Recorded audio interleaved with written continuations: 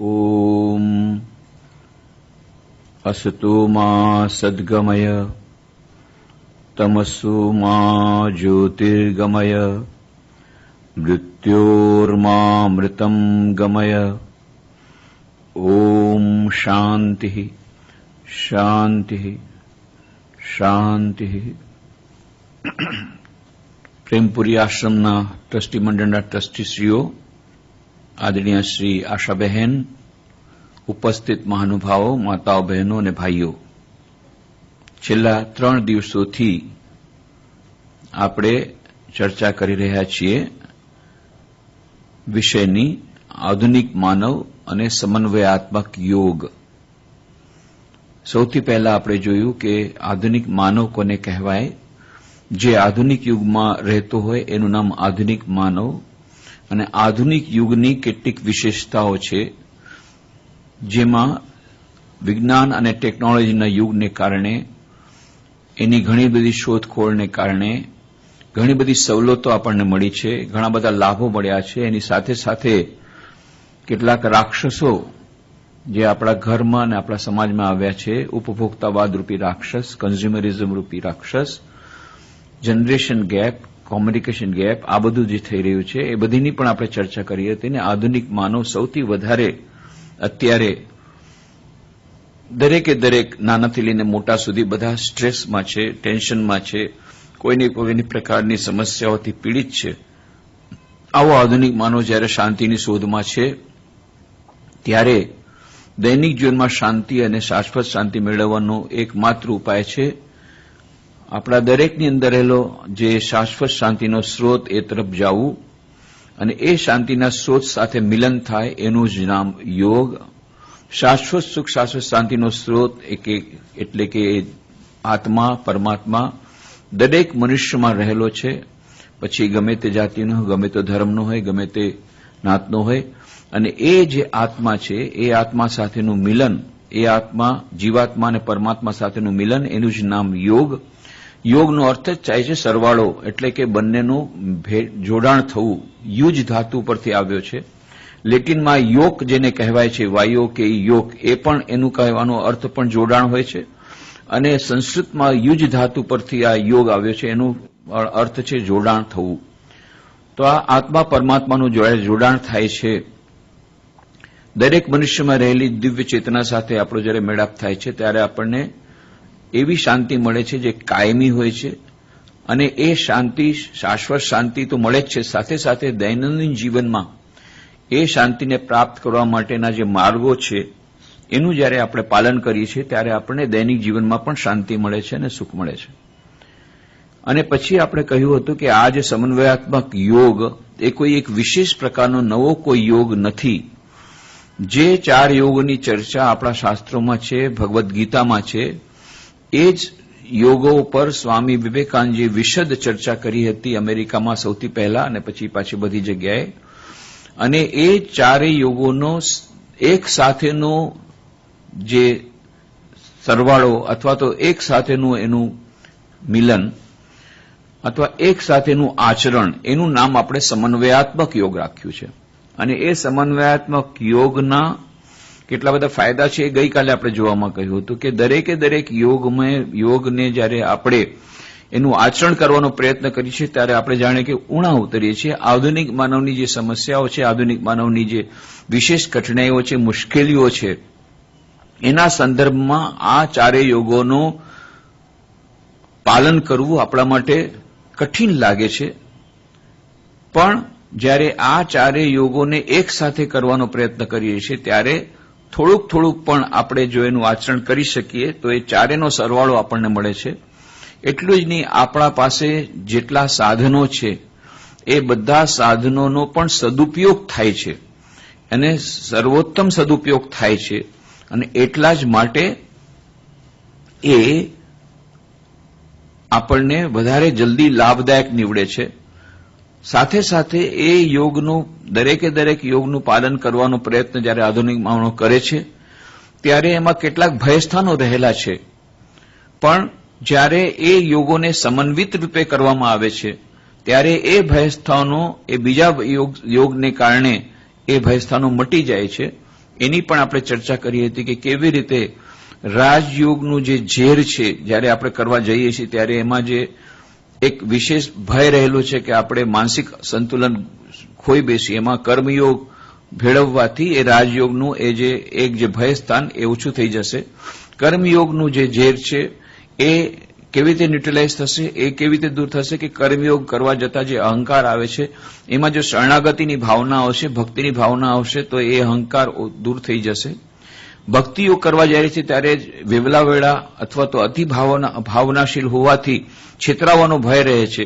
એમાં થોડુંક જ્ઞાનયોગનું પુટ આવવાથી એ થોડીક આપણી ચિંતન શક્તિ, વિચાર શક્તિનો ઉપયોગ કરવાથી આપણે છેતરાવાના ભયમાંથી મુક્ત થઈએ છીએ અને બહુ વધારે પડતા જનૂનવાદી આપણે નથી બનતા, કારણ કે એમાં સાથે સાથે વિચાર શક્તિનો પુટ હોય છે. અને એવી જ રીતે જ્ઞાનયોગ જ્યારે કરવા જઈએ ત્યારે એમાં જે શુષ્કતા છે એ શુષ્કતા ભક્તિયોગની નિર્મળતા, ભક્તિયોગની સરળતા, ભક્તિયોગની મિષ્ટતા, ભક્તિયોગની મધુરતા, એને કારણે એ જ્ઞાનયોગ કરવું સરળ બને છે. આવી રીતે આપણે ગઈકાલે સમન્વયાત્મક યોગની વિશેષતાઓ એનું આપણે ચિંતન કર્યું હતું અને પછી આપણે કહ્યું હતું કે જે કર્મયોગ સ્વામી વિવેકાનંદજીએ જેની આપણે વ્યાખ્યા કરી છે એ થોડોક જુદો છે કે જેમાં એમણે આદિશંકરાચાર્ય જેમ કહે છે અથવા ભગવદ્ ગીતામાં જેમ કહ્યું છે, કર્મનું ફળ સમર્પિત કરીને કર્મ કરવાથી એ ભક્તિયોગ જ બની જાય છે, એ ઈશ્વરની ભક્તિમાં પરિણમે છે. અને એ કર્મ યોગ કરવાથી, નિસ્વાર્થ સેવા કરવાથી ચિત્તશુદ્ધિ થાય છે અને ચિત્તશુદ્ધિમાં પછી આપણને વિવેક અને વૈરાગ્ય બુદ્ધિ આવવાનો માર્ગ મોકળો થાય છે. એટલે આદિશંકરાચાર્ય એમ માને છે કે કર્મ યોગ એ ડાયરેક્ટ સાધન, પ્રત્યક્ષ સાધન મુક્તિનું બની શકતું નથી. જ્યાં સુધી કર્મમાંથી નિવૃત્તિ થતી નથી ત્યાં સુધી એ અંતિમ એ મુક્તિ થઈ શકે નહીં. પરંતુ સ્વામી વિવેકાનંદ જે કર્મયોગની વાત કરે છે એ કર્મયોગ જરાક જુદો છે ને એટલા જ માટે એમણે કહ્યું કે જે કર્મયોગની વાતો કરું છે, ચારે ચાર યોગો પોતાનામાં સમર્થ છે એ પરમાત્માની પ્રાપ્તિ માટે અથવા તો પરમપદની પ્રાપ્તિ માટે, પરંતુ એ ચારેને ભેગા કરવાથી વિશેષ રૂપે આપણને લાભ થાય છે, વિશેષ રૂપે આપણને ફળ મળે છે. તો કર્મયોગ પોતાનામાં જ સમર્થ છે. માત્ર કર્મયોગના આચરણ દ્વારા જ કોઈને પરમપદની પ્રાપ્તિ થઈ શકે અથવા મુક્તિની પ્રાપ્તિ થઈ શકે એવું બની શકે છે. એટલા માટે પણ જે ચારેના સમન્વય કરવાથી એનું ઝેર પણ ઓછું થાય છે, એના જે ગેરલાભો ઓછા થાય છે અને લાભો વધારે થાય છે. અને જે સ્વામી વિવેકાનંદજી કર્મયોગ કહ્યું એને આપણે સેવાયોગ નામ આપ્યું, એને થોડુંક ડિફરન્શિએટ કરવા માટે. અને એમની પ્રેરણા એમને ભગવાન શ્રી રામકૃષ્ણદેવ પાસેથી મળી. કેવી રીતે એની પણ ગઈકાલે વાત કરી કે દક્ષિણેશ્વરના મંદિરમાં શ્રી રામકૃષ્ણ વાતો કરતા હતા અને જ્યારે આ વૈષ્ણવ ધર્મની વાત ચાલી ત્યારે જ્યારે શ્રી રામકૃષ્ણ સમાધિ અવસ્થામાં ચાલ્યા ગયા, જીવ પર દયા, અને પછી કહે છે ના, જીવ પર દયાની જીવની શિવ જ્ઞાને સેવા, જીવની શિવ જ્ઞાને પૂજા. તો દરેકે દરેક જીવમાં શિવ છે, દરેકે દરેક મનુષ્યમાં ઈશ્વર રહેલા છે. એ ઈશ્વરની પૂજા કરવી એ જ સૌથી વધારે શ્રેષ્ઠ અને સરળમાં સરળ ઉપાય આધુનિક માનવ માટે છે. પછી એમાં બાકી બધા યોગોને આપણે જોડી દેવા એટલા માટે જોઈએ કે એનાથી આપણું માઇન્ડ, આપણું મન જે છે એ સંતુલિત રહે. બેલેન્સ કરવા માટે બાકી બધા યોગો કરીએ, પણ મુખ્યત્વે શિવ જ્ઞાનથી જીવ સેવા એ આજના યુગની એક માંગ છે. કારણ કે જ્યારે લોકો દુઃખી છે ત્યારે આ ડબલ બેનિફિટની વાત છે, બેવડા ફાયદાની વાત છે કે જે સહાયતા જેની થાય છે એને તો સહાયતા મળે જ છે, પણ જે સહાયતા કરે છે એને તો ઈશ્વર મળી જાય છે. કારણ કે એમાં એ એમ નથી માનતો કે હું તારા પર દયા કરું છું, હે ભિખારી લે તને 2 પૈસા આપ્યા, પણ એની અંદર જે ઈશ્વર રહેલા છે ઈશ્વરની સેવા કરવાની. અને જેવા ઈશ્વર તેવી સેવા, જેવા ઈશ્વર તેવી સેવા. જેમ કે શિવજીની સેવા કરવી હોય તો આપણે બિલ્વપત્ર આપીએ છીએ, દૂધ આપીએ છીએ, પાણી આપીએ છીએ, પણ કૃષ્ણ કનૈયાને તમે બીલુપત્ર આપશો તો એ કંઈ રાજી થવાના નથી, એને તો માખણ મિશ્રી જોઈએ. તો જેવા દેવતા તેવી પૂજા. તો દરિદ્ર નારાયણને જો આપણે એની પૂજા કરવી તો એને રોટલી દ્વારા એની પૂજા થાય. રોગી નારાયણને આપણે બહુ સરસ મેવા મીઠાઈ ખવડે તો વધારે બીમાર પડે, એની પૂજા દવા દ્વારા થાય. તો જેવા દેવતા તેવી પૂજા. એટલા માટે સ્વામી વિવેકાનંદે કહ્યું, શિવ જ્ઞાનથી જીવ સેવાની વાત કરી તો દરિદ્ર નારાયણની સેવા. એક નવો શબ્દ એમણે આપ્યો, દરિદ્ર દેવો ભવ, રોગી દેવો ભવ. એમણે કહ્યું કે અત્યાર સુધી તમે મંત્ર સાંભળ્યા હતા, માતૃદેવો ભવ, પિતૃદેવો ભવ, આચાર્ય દેવો ભવ, અતિથિ દેવો ભવ. હું તમને નવા મંત્ર આપું છું વધારાના, અને એ છે દરિદ્ર દેવો ભવ, રોગી દેવો ભવ. અને એટલા જ માટે એમણે આ પોતાના ગુરુભાઈઓને આ કહ્યું કે હવે અત્યારના આજના આધુનિક યુગમાં જયારે આધુનિક માનવ બધા દુઃખી છે ત્યારે આપણે આ યોગનું આચરણ કરવાનું છે. એનાથી બેવડો લાભ થશે, આત્માનો મોક્ષાર્થમ અને જગત હિતાય છે. પોતાનો મોક્ષ તો થશે જ. જયારે કોઈ મંદિરમાં બેસીને ભક્તોની ભક્તિ કરે છે તો એને પણ મોક્ષ થશે, પણ એમાં બીજા કોઈને ફાયદો થતો નથી. પણ જો શિવ જ્ઞાનથી જીવ સેવા કરીને કોઈ એની જો ઉપાસના કરે, એવા કર્મયોગની ઉપાસના કરે કે સેવાયોગની ઉપાસના કરે તો મોક્ષ તો તમને થશે જ, તમને ઈશ્વરની પ્રાપ્તિ થશે જ, પણ સામેવાળાને પણ રોટલી મળશે અથવા તો દવા મળશે, એનું પણ કલ્યાણ થશે, જગત હિત પણ થશે, સાથે સાથે આત્માનું મોક્ષાર્થમ થશે. ડબલ ફાયદાની વાત, બેવડા ફાયદાની વાત સ્વામી વિવેકાનંદ કરે છે. અને એટલા માટે રામકૃષ્ણ મિશનની સ્થાપના કરી ત્યારે એમણે મંત્ર આપ્યો, આત્માનું મોક્ષાર્થમ જગત હિતાય છે. અને એમણે જયારે રામકૃષ્ણ મિશનના સિમ્બોલની ડિઝાઇન કરી ત્યારે પણ આપણે ગઈકાલે આખું સરસથી સમજાવ્યું કે એ જે સિમ્બોલમાં જ ચારેય યોગોના સમન્વયની વાત, સમન્વયાત્મક યોગની વાત જ છે. તન્નો હંસ પ્રચોદયાત. ચારેય યોગોનો સમન્વય કરવાથી જલ્દીથી આપણને પરમાત્માની પ્રાપ્તિ થાય છે. એ રામકૃષ્ણ મિશન સિમ્બોલની પણ વાત કરી હતી. પણ આ પ્રેરણા સ્ત્રોત એમના હતા શ્રી રામકૃષ્ણદેવ. એ આપણે યાદ રાખવું જોઈએ. જેમ કે પેલા શિવનાથી જીવ સેવાની વાત પણ એમને કરી હતી, ત્યારે નરેન્દ્રનાથે કહ્યું હતું જો મને ભગવાન કોઈ દિવસ અવસર આપશે તો હું એનો પ્રચાર પ્રસાર કરીશ. અને પછી સ્વામીજી જયારે અમેરિકાથી પાછા આવ્યા ત્યારે એમણે આ રામકૃષ્ણ મિશનની સ્થાપના કરી શિવજ્ઞાનથી જીવ સેવાના આદર્શથી. પણ એ નરેન્દ્રનાથની વિવેકાનંદની યાત્રા એ બહુ લાંબી યાત્રા છે. એ તમે સ્વામી વિવેકાનંદનું જીવન ચરિત્ર જોશો ત્યારે ખબર પડશે. શ્રી રામકૃષ્ણદેવ એમને ગળામાં કેન્સર થયું હતું, તો દક્ષિણેશ્વરમાં એ રહેતા હતા, ત્યાંથી એમને કાશીપુરના બગીચામાં લેવામાં આવ્યા, કલકત્તામાં કાશીપુરનું બગીચાનું ઉદ્યાન બાટીમાં. કારણ કે એ જરા એમાં ખુલ્લી હવા હતી અને બધા ભક્તોને અને ડોક્ટરને કલકત્તાથી ત્યાં આવવામાં સરળતા પડતી. દક્ષિણેશ્વર જરા દૂર હતું એટલે એ લોકોએ 80 રૂપિયા માસિક, એ વખતના જમા 80 રૂપિયા વધારે હતા, બધા ભક્તોએ ફંડ ફાળો એકઠો કરી અને દર મહિને એ લોકોએ એ ભાડે રાખી અને મકાન ભાડે રાખ્યું અને ત્યાં શ્રી રામકૃષ્ણ લઈ આવ્યા જેથી એમની સારવાર થઈ શકે. ગળામાં કેન્સર થયું હતું એટલા માટે. અને ત્યારે એ બધાને ખબર હતી કે આ બહુ જ ભયાનક એક બીમારી છે. ત્યારના વખતમાં કેન્સર પ્રત્યે કેન્સરનું નામ પણ કોઈ નહોતું સાંભળ્યું. આ શ્રી રામકૃષ્ણદેવે શરૂઆત કરી. આજના યુગમાં આટલા બધા લોકો કેન્સરથી માનવ પીડિત થશે એ પણ જાણે આધુનિક માનવની એક મોટી સમસ્યા એ પોતે લઈને કેવી રીતે એ કેન્સર સાથે પણ જીવવું જાણે કે એમણે બતાવ્યું. એ વખતે પણ તેઓ આવી રીતે રહેતા હતા. એ સૌથી ત્યારના વખતમાં ગળામાં એમને કેન્સર થયું. અને પછી એ સ્વામી વિવેકાનંદ એ શ્રી રામકૃષ્ણદેવને કહે છે વારંવાર, તમને મારે જે દેવું હોય તમે દઈ દો, તમે મને જેવું દેવું હોય તે દઈ દો. કે શું તું હેરાન કરે છે? અહીંયા હું તો બીમાર છું અને તું મને આવી રીતે હેરાન કરે છે. તો નરેન્દ્રનાથે શું કહ્યું? ત્યારે તો સ્વામી વિવેકાનંદ બન્યા નહોતા. નરેન્દ્રનાથે શું કહ્યું? અરે એટલા જ માટે તો કહું છું, કારણ કે ડોક્ટરે કહ્યું છે આ જીવલેણ બીમારી છે, કદાચ તમે બચો કે ન બચો, એટલે મરતા પહેલા મને જે દેવું એ દઈ દો. છેવટે પછી રામકૃષ્ણદેવ કે અચ્છા બોલ તારે શું જોઈએ છે, ચાલ. ખૂબ જયારે કહ્યું મને આપી દો, મને આપી દો, જે આપવાનું મને આપી દો. જેમ એક પુત્ર પિતા પાસે માગણી કરે કે તમારે જે તમારો હિસ્સો દેવો હોય દઈ દો, મારું જલ્દી તમારું વિલ જેને લખવું હોય લખી નાખો. તો કે તમારે જે દેવું હોય મને આપી દો હવે. ત્યારે શ્રી રામ કહે છે બોલ તારે શું જોઈએ છે. ત્યારે નરેન્દ્રનાથે કહ્યું બસ મારી તો તારી શું ઈચ્છા છે બોલ. મારી ઈચ્છા છે, નરેન્દ્રનાથ કહે છે કે હું બસ દિવસ રાત ધ્યાનમાં, ઊંડા ધ્યાનમાં મગ્ન રહું, સમાધિ અવસ્થામાં રહું, સુખદેવની જેમ અત્યંત અતિચેતન અવસ્થામાં રહું અને હંમેશા સમાધિ અવસ્થા રહું. ક્યારેક પોતાના શરીરને રક્ષા કરવા માટે થોડુંક નીચે સમાધિ આવે ત્યારે અન્ન ગ્રહણ કરું અને ફરી પાછું સમાધિ અવસ્થામાં ચાલુ. આવી રીતે હું દિવસ રાત સમાધિ અવસ્થામાં રહેવા માંગુ છું. વિચાર કરો, આપણે ગઈકાલે કહ્યું હતું, આની પહેલા પણ કહ્યું હતું કે અષ્ટમ સોપાન છે સમાધિ. યમ, નિયમ, આસન, પ્રાણાયામ, પ્રત્યાહાર, ધારણા, ધ્યાન અને સમાધિ અષ્ટમ સોપાન છે. તો કોઈ પણ ગુરુને કોઈ શિષ્ય કહે કે હું એ અષ્ટમ સોપાનમાં રહેવા માંગુ છું અને સમાધિ અવસ્થામાં હંમેશા રહેવા માંગુ છું, કોઈ પણ ગુરુ કેટલો ખુશ થાય કે મારો શિષ્ય એ હંમેશા ઉચ્ચતમ અવસ્થામાં રહેવા માંગે છે.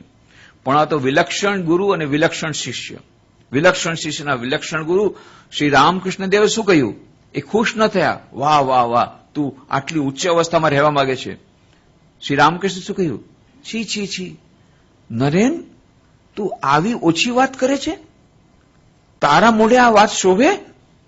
અરે, હું તો વિચાર કરતો હતો કે તું એક વિશાળ વટવૃક્ષની જેમ હોઈશ, જેની છાયા તળે હજારો હજાર લોકો શાંતિ પામશે, અને તું કેવળ તારી પોતાની મુક્તિની જ વાત કરે છે, કેવળ તારી પોતાની સમાધિના આનંદની વાત કરે છે, તું એકલો જ આનંદ લેવા માંગે છે. અહીંયા હજારો હજારો લોકો જયારે પીડિત છે એમને સેવાની વાત નથી કરતો અને ફક્ત પોતાના આનંદની જ વાત કરે છે. આ તને શોભા નથી દેતું.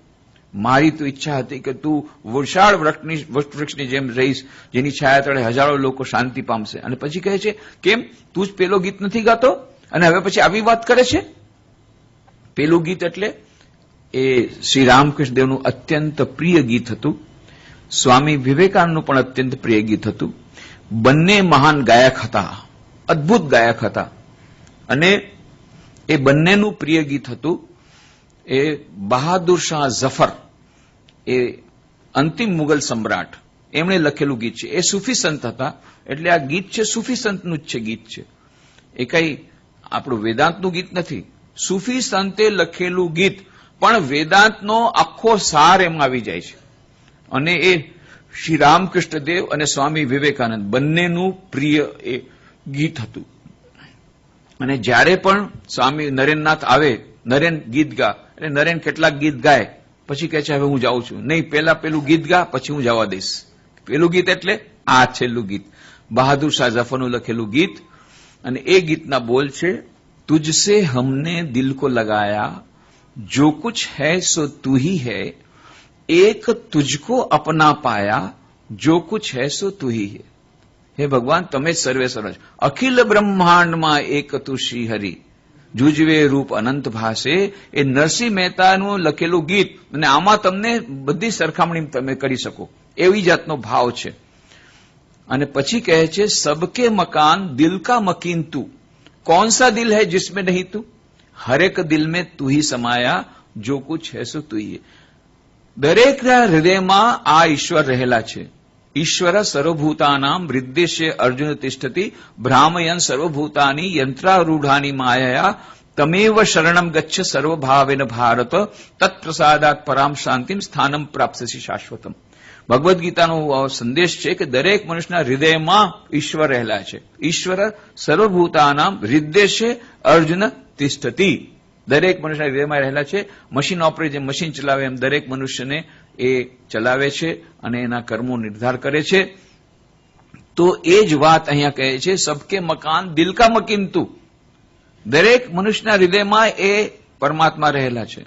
એશ સર્વેષુ ભૂતેષુ ગુણો આત્મા ન પ્રકાશતે, દૃશ્યતે તગ્રયા બુદ્ધ્યા સૂક્ષ્મયા સૂક્ષ્મદર્શિવી, કઠોપનિષદની વાત છે. તો આ જ વેદાંતનો સાર અહીંયા સૂફી સંત આપણને આપે છે. સબકે મકાન દિલ કા મકીન તું, कौन सा दिल है जिसमें नहीं तू, हर एक दिल में तू ही समाया, जो कुछ है सो तू ही है. અને પછી કહે છે, क्या मलायक क्या इंसान, क्या हिंदू क्या मुसलमान, जैसा चाहा तूने बनाया, जो कुछ है सो तू ही है. દરેક મનુષ્યમાં રહેલા છે. મને ગમે એવો મનુષ્ય હોય, દરેકની અંદર ઈશ્વર રહેલા છે.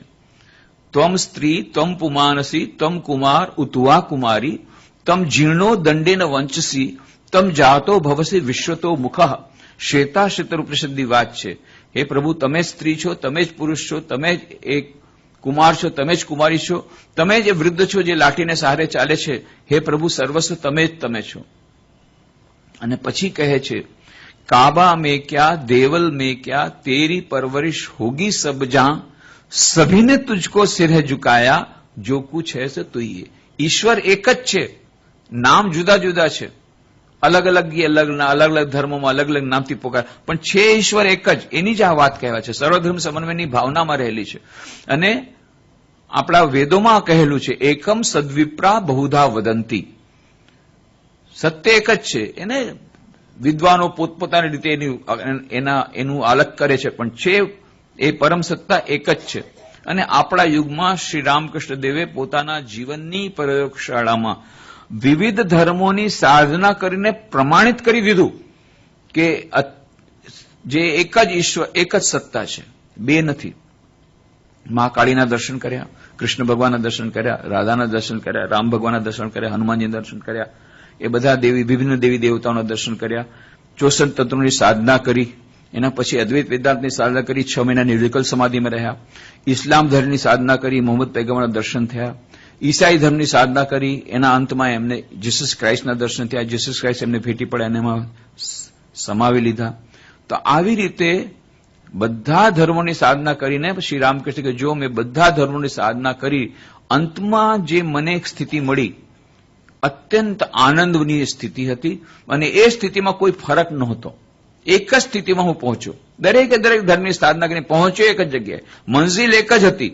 પહોંચ્યો મંઝિલ, એક જ મંઝિલમાં પહોંચી ગયો. રસ્તા અલગ અલગ હતા. એટલા માટે એમણે બંગાળીમાં ઉપદેશ આપ્યો, જોતો મત તોતો પથ. જેટલા મત તેટલા પથ. પથ અલગ અલગ છે, મત અલગ અલગ છે, પણ મંઝિલ એક જ છે. અને બહુ સુંદર ઉદાહરણ આપે. એને કહે છે એક તળાવના 4 ઘાટ છે. હિન્દુ જેને કહે છે હું જળ લઈ આવ્યો. બીજા ઘાટથી મુસલમાન જે કહે નહીં હું તો પાણી લઈ આવ્યો. અને ત્રીજા ઘાટથી ક્રિશ્ચિયન જેને કહે છે ના ના હું તો વોટર લઈ આવ્યો. અને ચોથા ઘાટથી ચોથો કહે નહીં હું તો એક્વા લઈ આવ્યો. ભાઈ ઝઘડો છે, શું કરવા? એનું જ નામ જળ, એનું જ નામ પાણી, એનું જ નામ વોટર, એનું જ નામ એક્વા. અને વૈજ્ઞાનિકોને પૂછતો ભાઈ H2O છે, નામ તમે જે આપો, નામમાં કોઈ આવતું જતું નથી. કોઈ કહે છે અલ્લાહ, કોઈ કહે છે ગોડ, કોઈ કહે છે ઈશ્વર, કોઈ કહે છે રામ, કોઈ કહે છે કૃષ્ણ. નામ અલગ અલગ હોય, પણ પરમ તત્વ છે એ એક જ છે. એ શ્રી રામકૃષ્ણ દેવે આપણા યુગમાં કર્યું છે. એની જ વાત અહીંયા કહે છે. काबा में क्या देवल में क्या तेरी परवरिश होगी सब जहां सभी ने तुझको सिर है झुकाया जो कुछ है सो तू ही है. અને પછી કહે છે अर्श से लेकर फर्श जमी तक और जमी से अर्श बरी तक जहां मैं देखा तू ही नजर आया जो कुछ है सो तू ही. ईशावास्यमिदम सर्वम यत्किंच जगत त्याम जगत तेन तक तेन भूंजी था महाग्रत कस्य सिद्धनम. ईशावास्यનો પ્રથમ શ્લોક. એમાં આ જ વાત છે કે સમસ્ત વિશ્વ સચરાચર જગતમાં એક જ પરમ ચૈતન્ય તત્વ એ વ્યાપ્ત છે. સર્વમ ખલુ ઇદમ બ્રહ્મ, જે વેદની વાણી, એ જ અહીંયા કહેવામાં આવે છે કે अर्श से लेकर फर्श जमी तक और जमी से अर्श बरी तक जहां मैं देखा तू ही नजर आया जो कुछ है सो तू ही. આજે મોડર્ન સાયન્સે પણ આ પુરવાર કર્યું છે કે સમસ્ત વિશ્વ એક છે, બે નથી. અને પરમ ચૈતન્ય તત્વ એક જ છે. આખું હોલિસ્ટિક યુનિવર્સ છે. એ લોકોએ વૈજ્ઞાનિકો એક્સપેરિમેન્ટ કરીને જોયું કે જેટલા પાર્ટિકલ્સ છે ભલે એ બધા ઇન્ટરકનેક્ટેડ છે એકબીજા સાથે. અને એ લોકો એક્સપેરિમેન્ટ, ડેવિડ બોમે એક્સપેરિમેન્ટ કર્યો, બેલ્સ થિયોરમને પુરવાર કર્યું. અને એટલા માટે શ્રોડિંજર બહુ મહાન વૈજ્ઞાનિક થઈ ગયા. શું કહે છે? Consciousness is a singular of which the plural is unknown. Consciousness ચૈતન્ય તત્વ છે એ કોઈ દિવસ બે હોઈ ન શકે. એક જ પરમ ચૈતન્ય તત્વ છે. એક જ પરમ ચૈતન્ય તત્વ જુદા રૂપે ભાસે છે. જુજવા રૂપે અનંત ભાસે. અખિલ બ્રહ્માંડમાં એક તુષ્ય જુજવે રૂપ અનંત. રૂપ અલગ અલગ છે પણ ચૈતન્ય તત્વ જે પરમ ચૈતન્ય તત્વ એક જ છે. Consciousness is a singular of which the plural is unknown. વૈજ્ઞાનિકોએ પણ આ પુરવાર કર્યું. અને અંતમાં સોચા સમજા દેખા ભાલા તુજ જૈસા ન કોઈ ઢૂંઢ નિકાલા अब यह समझ में जफर की आया जो कुछ है सो तो ही. કે હવે જફરને, બહાદુર શાહ જફરને ખબર પડી કે છેવટે તો તમે જ છો. જ્યારે પ્રેમ કરવા જતા જોયું કે છેવટે તો તમને પ્રેમ કરવાથી જ સૌથી વધારે એ કૃતકૃત્યતા અનુભવાય છે. નહીં તો બધી જગ્યાએ કોઈક ને કોઈક વખતે આપણને પૂરેપૂરું પરિણામ મળતું નથી. અને આપણી આશા જ્યારે ફળતી નથી, આપણે 100 કિલો કોઈને પ્રેમ કરતા 99 કિલો મળે તો 1 કિલો ઓછું થાય તો મન દુઃખી થઈ જાય. પણ અહીંયા શું થાય છે, તમે ભગવાનને તમે 1 ડગલું આગળ વધો ને ભગવાન 10 ડગલા આગળ વધે છે, તમારી તરફ આવે છે, 10 ગણું વધારે ફળ મળે છે. એટલે અહીંયા કૃતકૃત્યતા છે. એટલા કહે છે સોચા સમજા દેખા ભાલા બધું જોઈ લીધું ભાઈ, अंत में यही समझ में आया, जब अंत में समझ में रेफर की आया जो कुछ है सो तू ही. દરેક જગ્યાએ એ જ પરમ ચૈતન્ય તત્વ વિરાજમાન છે. આ જે પરમ ચૈતન્ય તત્વ દરેકે દરેકમાં વિરાજમાન છે. આમ તો કણકણમાં ભગવાન છે. બ્રહ્મ સર્વમ ખલુ ઇદમ બ્રહ્મ, પણ મનુષ્યમાં એ ચૈતન્ય રૂપે વિશેષ રૂપે ભાસે છે. અને એટલા જ માટે મનુષ્યમાં રહેલા ઈશ્વરની શિવ જ્ઞાનથી જીવ સેવાની વાત શ્રી રામકૃષ્ણ કરી, જે સ્વામી વિવેકાનંદ પકડી લીધી અને પછી એમણે આ રામકૃષ્ણ વિશે સ્થાપના કરી. તો આ શિવ જ્ઞાનથી જીવ સેવા એ કર્મયોગનું જ એક્સટેન્શન છે. એ કોઈ નવો યોગ એમણે સેવા યોગ આપ્યો એમ નથી, પણ એમણે એક સ્વરૂપ આપી દીધું. એ કર્મયોગ પહેલા જે ભગવદ્ ગીતામાં કહેલો કર્મયોગ એમાં ભક્તિયુગનું પૂછ છે, એમાં ભક્તિયુગનું પૂછ છે. પણ અહીંયા તમારે શું કેવો પૂછ છે, અહીંયા તમારી પાસે આ છે સેવા યોગ. તો આ સેવા યોગ અને કર્મયોગ એટલે તમે સ્વામી વિવેકાનંદનું કર્મયોગ પુસ્તક તમને મળશે ત્યાં, અહીંયા કદાચ નહીં પણ હોય તો તમે પાછળથી જોઈ લેજો. ઇંગ્લિશમાં ઓરિજિનલ છે એનું દરેક ભાષામાં અનુવાદ થયો. તો એ કર્મયોગમાં સ્વામી વિવેકાનંદે તમે એ જે વાતો કરી છે કર્મયોગની, એ લગભગ તમને મળતું આવશે કે આ શિવ જ્ઞાનથી જીવ સેવામાં જે કંઈ જરૂરિયાત છે એ આપણને આ સેવાયોગમાં કે કર્મયોગમાં સમાન રીતે મને છે. તો એમાં 3 વસ્તુઓ મુખ્ય વાત કહી છે. એક કે આ કર્મયોગનું આચરણ કોણ કરી શકે, આ સેવાયોગનું આચરણ કોણ કરી શકે. આપણે એના માટે હિમાલયમાં જવું જરૂરી છે કે આપણે જંગલમાં જવું જરૂરી છે, વનમાં જવું જરૂરી છે? નહીં. જે જગ્યાએ આપણે છીએ ત્યાંથી જ બેસીને આપણે કરી શકીએ. આ સૌથી પહેલો આ કર્મયોગની આ જે વિશેષતા આ છે. સ્વામી વિવેકાનંદને પૂછવામાં આવ્યું કે તમે જે કંઈ કહ્યું છે એ તો બધું વેદોની જ વાત છે, વેદાંતની જ વાત તમે કરી છે, ઉપનિષદોની જ વાત કરી છે, નવી તો કોઈ વાત કરી નથી.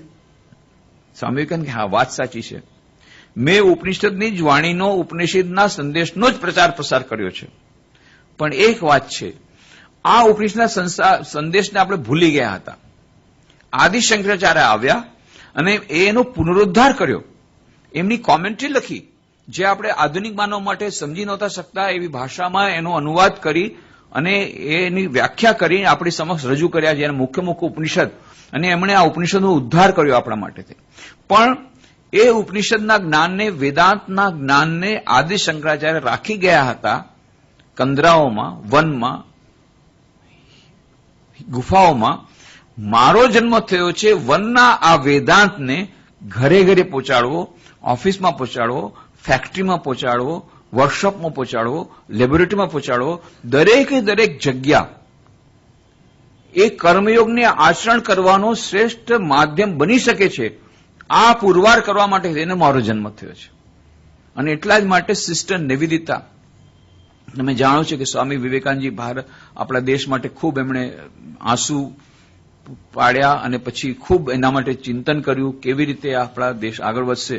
અને પછી એમણે નિર્ણય કર્યો કે કોઈ પણ પક્ષી એક પંખથી આડી ઉડી શકે નહીં, એવી રીતે જ્યાં સુધી આપણી ભારતની નારી જાતિનો વિકાસ નહીં થાય ત્યાં સુધી આ ભારત દેશ આગળ નહીં વધે. તો એ નારી જાતિના વિકાસ માટે એમણે વિચાર કર્યો કે નારી શિક્ષણ જ્યાં સુધી થાય ત્યારે નારી જાતિનો વિકાસ નહીં થાય. અને નારી શિક્ષણ માટે ત્યારના વખતમાં માત્ર 1% જ બહેનો સાક્ષર હતી. એટલે સ્વામી વિવેકાનંદજી અમેરિકાથી પાછા ફરે એક કન્યા શાળા એમણે ખોલવાનો નિર્ધાર કર્યો કલકત્તામાં, જે કે આખા ભારતનું જે કેપિટલ હતું ત્યાં. પણ એમને કોઈ સંચાલિકા મળી નહીં, એટલે એમણે સંચાલિકા શોધવા માંડી ગયા. અને પછી એમને જયારે ન મળી કોઈ પણ, ત્યારે એમણે સળગતો સાથ આપ્યો એમની શિષ્યા મિસ માર્ગરેટ નોબલ, કે જેઓ શિક્ષિકા હતા ઇંગ્લેન્ડમાં, એમના શિષ્યા બની ગયા હતા. એમને સળગતો સાથ આપ્યો, sacrifice sacrifice sacrifice in the past has been the law, it will be alas for ages to come. The earth's best and bravest will have to sacrifice themselves for the good of humanity. Buddhas by the hundreds are necessary with eternal love and pity. અને કહ્યું કે બલિદાન કરવા માંગે, બલિદાન જોઈએ છે. આજે મહાનમાં મહાન લોકોએ પોતાનું બલિદાન કરવા માટે તૈયાર થયેલું છે. શું બલિદાન દેવા તમે તૈયાર છો? દુઃખ સહન કરવા તૈયાર છો? તો તમે આવો અને અહીંયા કન્યા શાળા ખોલો. તમને ખૂબ બધા દુઃખ પડશે, ખૂબ બધી તમને સંઘર્ષ કરવો પડશે.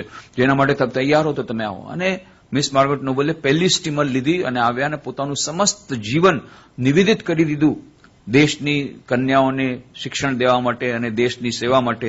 બ્રિટિશર હોવા છતાં પણ બ્રિટિશ રાજ્યની વિરુદ્ધ લડ્યા અને બધા ક્રાંતિકારીઓને તૈયાર કર્યા, શ્રી અરવિંદને તૈયાર કર્યા, ઘણા બધાને તૈયાર કર્યા. એ પોતાનામાં એક મોટી સ્ટોરી છે. એટલા જ માટે રવિન્દ્રનાથ ટેગોરે એને નામ આપ્યું લોકમાતા નિવેદિતા. સ્વામી વિવેકાનંદે બ્રહ્મચર્ય એમને દીક્ષા આપી ત્યારે નામ આપ્યું નિવેદિતા, જેણે સમસ્ત જીવન નિવેદિત કરી દીધું છે ભારત માતા માટે. તો એ સિસ્ટર નિવેદિતા એમણે complete works of Swami Vivekananda, જે 9 વોલ્યુમમાં છે, પહેલા 8 વોલ્યુમમાં હતો, 8 ભાગમાં હતો અંગ્રેજીમાં, હવે 9 ભાગમાં છે, ગુજરાતીમાં 10 ભાગમાં છે, દરેક ભાષામાં અનુવાદ થયા છે.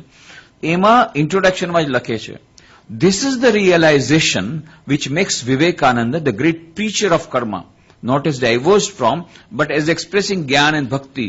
To him the workshop, the farmyard, the laboratory are as true and fit sins for meeting God with man as the door of a temple or the cell of a monk." કહે છે આ જે અનુભૂતિ છે sister જે સ્વામી વિવેકાનંદને એક વિશિષ્ટ રૂપે આપણા સમક્ષ રજૂ કરે છે કર્મયોગના આદર્શ તરીકે, એક વિશિષ્ટ પ્રકારના કર્મયોગ આદર્શ તરીકે, કે તેઓ એમ માને છે, એમના વિચાર પ્રમાણે, there is no difference between work and worship. કાર્ય અને પૂજામાં કોઈ અંતર છે જ નહીં. કેમ? If one and many indeed be the same reality, not only all modes of worship but all modes of work becomes worship. ફક્ત બધી જાતની પૂજાઓનો સમન્વયની એમણે નથી વાત કરી સ્વામી વિવેકાનંદે, પણ જો આ સમસ્ત વિશ્વમાં એક જ પરમ ચૈતન્ય તત્વ હોય, જે આપણે વેદાંતની વાત થઈ છે, તો પછી શું થાય છે કે જેટલા પ્રકારના કાર્યો એ પણ પૂજાનું માધ્યમ બની શકે છે.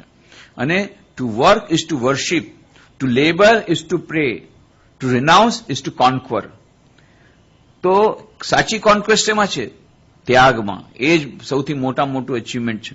અને કાર્ય એ જ પૂજા બની જાય છે. જ્યારે આપણે પરમ ચેતન તત્વને જ પૂજા કરવાની, એના માટે કાર્ય કરવાની વાત કરી છે, તો વર્ક અને વર્શિપનો ભેદ મટી જાય છે. કાર્ય અને પૂજાનો ભેદ મટી જાય છે.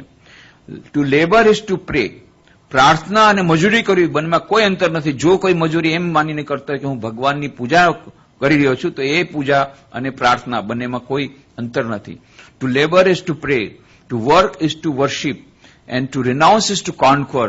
If indeed one and many indeed with the same reality, then all becomes worship. અને આવી રીતને જે એમણે કહ્યું કે દરેકે દરેક જાતના કર્મ પૂજા બની શકે છે, અને એટલા માટે દરેકે દરેક સ્થળ એ પૂજાના માધ્યમ બની શકે છે. વર્કશોપ હોય, ફેક્ટરી હોય, ઓફિસ હોય, રસોડું ઘર હોય, એ દરેક પૂજા ફક્ત પૂજા ઘરમાં જ પૂજા થાય છે એવું નથી. જ્યારે કોઈ માતા પોતાના બાળકને માટે ભોજન બનાવે છે તો એ કાર્ય છે. પણ જો એમ વિચાર કરે છે મારા બાળ ગોપાળને મારે પ્રસાદ, એના માટેનો મારે ભોગ ધરાવવો છે, એમ માનીને જો રસોઈ ઘર બનાવે છે, તો એ રસોઈ ઘર પછી રસોઈ ઘર નથી રહેતું, એ પૂજાગૃહ બની જાય છે. અને એ જે રસોઈ બનાવવાનું કામ એ કામ નથી રહેતું, એ પૂજા બની જાય છે. કેમ? એ પોતાના છોકરા માટે નથી બનાવેલી, બાળ ગોપાળ જેને ત્યાં પધાર્યા છે એની સેવા કરી છે. ઘણા લોકો શું કરે છે કે સવારના પોરમાં એકદમ મહાભારત રચેલું હોય અને ત્યારે પછી કહે છે કે મારું તો મન ભગવાન લાગતું નથી, આ તરફ પૂજામાં બેઠા હોય અને ઈશારાથી બતાવતા હોય, આમ ત્યાંથી ઓમ દે, ત્યાંથી ઓલું રાખેલું છે એમ બતાવતા હોય અને પૂજા કરતા હોય. આ તરફ પૂજા પણ ચાલતી હોય, પૂજાનો ઓળમ બેસીને બધું ત્યાં ને ત્યાંથી બરાડા પાડતા હોય. પેલાને પતિ દેવતાના ઓફિસમાં જવું હોય, એ બરાડા પાડતા હોય. છોકરાનો ઓલા બૂટ નથી મળતા, આ નથી મળતું, એનું બેગ નથી મળતી, છોકરા બરાડા પાડતા હોય. આખું મહાભારત હોય અને એની વચ્ચે તમારી પૂજા ચાલે. કેવી પૂજા ચાલે? પણ જે એમ માને છે કે બાળ ગોપાળની સેવા કરવી એ બાળ ગોપાળ છે, તો એની સેવા પહેલા કરો. તમે શરૂઆતમાં સવારના પહેલા ધ્યાન ધરી લો, થોડી વખત જલ્દી ઉઠી જાઓ બ્રહ્મ મુહૂર્તમાં, અને પછી તમારે જો નાહી ધોઈને જ પૂજા કરવાની, પછી તમે કરો. પેલા બધું આ બાળ ગોપાળની સેવા કરી લ્યો, પતિ દેવતાની સેવા કરી લ્યો, બધાને તમે રવાના કરો અને પછી આરામથી નાહી ધોઈને તમે પૂજા કરો. 2 કલાક કોણ ના પાડે છે? શાંતિથી કરો. તો એ ખરેખર પછી તમારું શાંત તમારું ચિત્ત થશે. પણ આપણે ભેદ કરીએ છીએ કે ના મારો સવારનો ટાઈમ પૂજાનો છે, મારા ઠાકોરજીને મારે સેવા કરવી હોય, તું તારું જે થવાનું એ થાય. અહીંયા બાળ ગોપાળ રડે છે ભગવાન ભોગ વગર, બિચારો ભૂખો છે. નહીં મારા બાળ ગોપાળ જે મૂર્તિમાં છે. એટલા માટે કહ્યું કે ભાઈ સ્વામી વિવેકાનંદ કહ્યું એમાં કઈ વાંધો નથી. મંદિરની આવશ્યકતા છે, મસ્જિદની આવશ્યકતા છે, ગિરજાઘરની આવશ્યકતા છે, પ્રતિમા પૂજાની પણ આવશ્યકતા છે શરૂઆતમાં કરવા માટે, એમાં કોઈ ના નથી. પણ શિવજ્ઞાનથી જીવની વાત એટલા માટે કરે છે કે ત્યાં તમે શું કરો છો, મૂર્તિને પેલા પધરાવો છો, પછી મૂર્તિમાં તમે પ્રાણ પ્રતિષ્ઠા કરો છો. અહીંયા તો આ બાળ ગોપાળમાં પ્રાણ પહેલેથી પ્રતિષ્ઠિત છે. આ જીવતો માણસ છે, એમાં પ્રાણ છે. એ પ્રતિષ્ઠિત જે પ્રાણ પ્રતિષ્ઠિત બાળ ગોપાળને ભૂલી અને જ્યાં પ્રાણ પ્રતિષ્ઠા કર્યા વગરના બાળ ગોપાળની અંદર પ્રાણ પ્રતિષ્ઠા કરીને પછી પૂજા કરો છો, એ કેના જેવું છે? સ્વામી વિવેકાનંદ કહે છે કોઈ ગંગાને કિનારે કૂવો ખોદે તો કેવો મૂર્ખ કહેવાય. એવી રીતે આ બાળ ગોપાળ જીવંત ભગવાનની પૂજા છોડી અને તમે માત્ર ભગવાનની પથ્થરની મૂર્તિને જ પૂજા કરવાનું સર્વસ્વ સમજો છો, એના વિરુદ્ધમાં છે. એમ નથી કે એની અંદર ભગવાન નથી. એ બાળ ગોપાળ જે છે એ ઠાકોરજી છે, એની અંદર ભગવાન છે, એ પણ ભગવાન છે, એને પણ ભોગ ધરાવવો જરૂરી છે.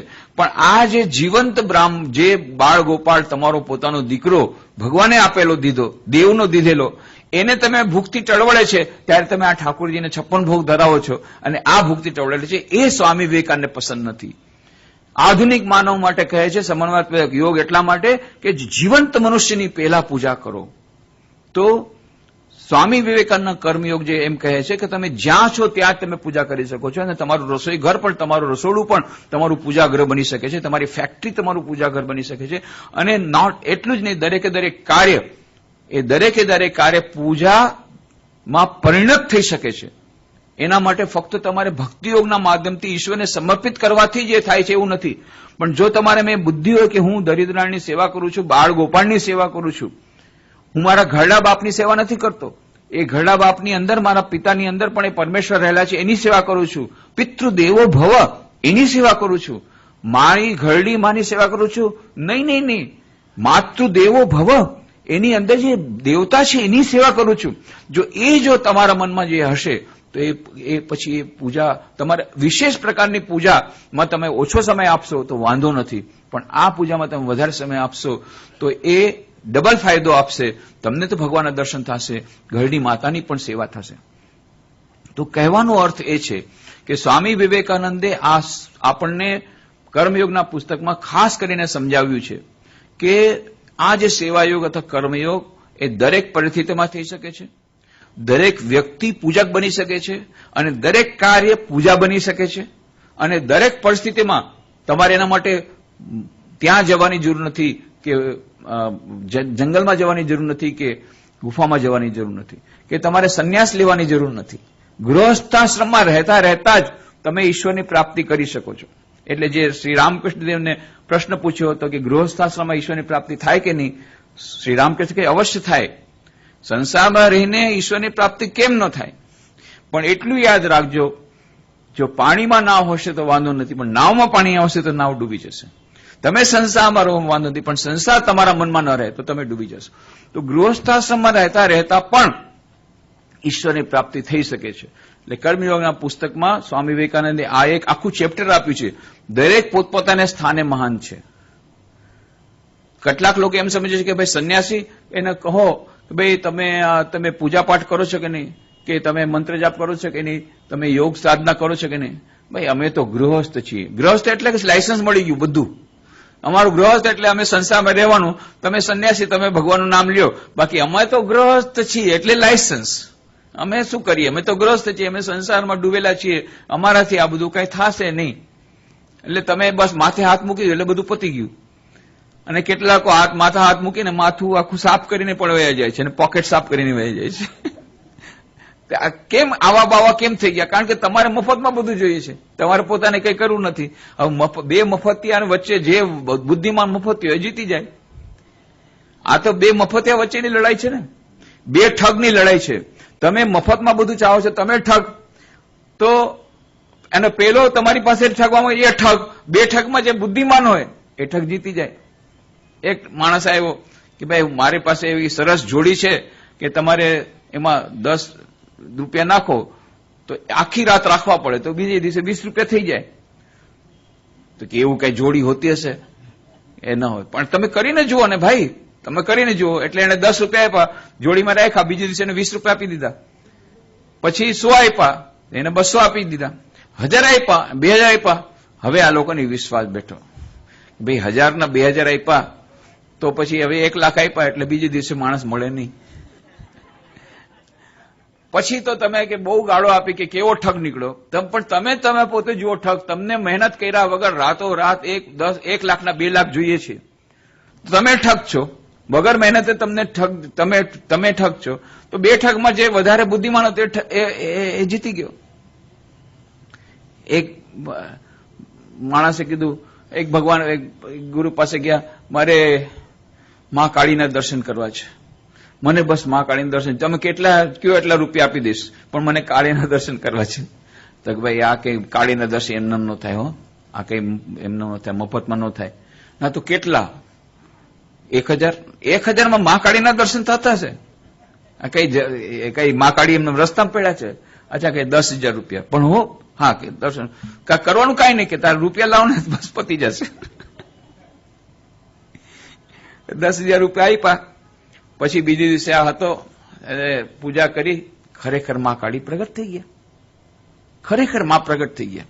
અને માના 4 હાથ અને આમ આપ્યું, દર્શન આપ્યા. હા તો રાજી રાજી થઈ ગયા, ભાઈ 10,000 માં આપણે ભગવાનના દર્શન. લોકો કેટલી ખોટે ખોટી સાધના કરે છે, કેવા બેવકૂફ છે. માં કાળીના દર્શન ગયા, માં કરીને ખૂબ એને પ્રણામ કર્યા. પછી કે માં તમને એક પ્રશ્ન પૂછું, મેં સાંભળ્યું છે કે તમે જયારે દર્શન આપો છો તો વિશેષ પ્રકારનો આનંદ એમાં થાય છે, પણ મને આનંદ કેમ નથી થતો? તો પુરુષ સ્વરથી સાંભળી દે, હું કાંઈ જાણું નહીં, મને તો રૂપિયા આપ્યા છે એટલે ઉભો છું.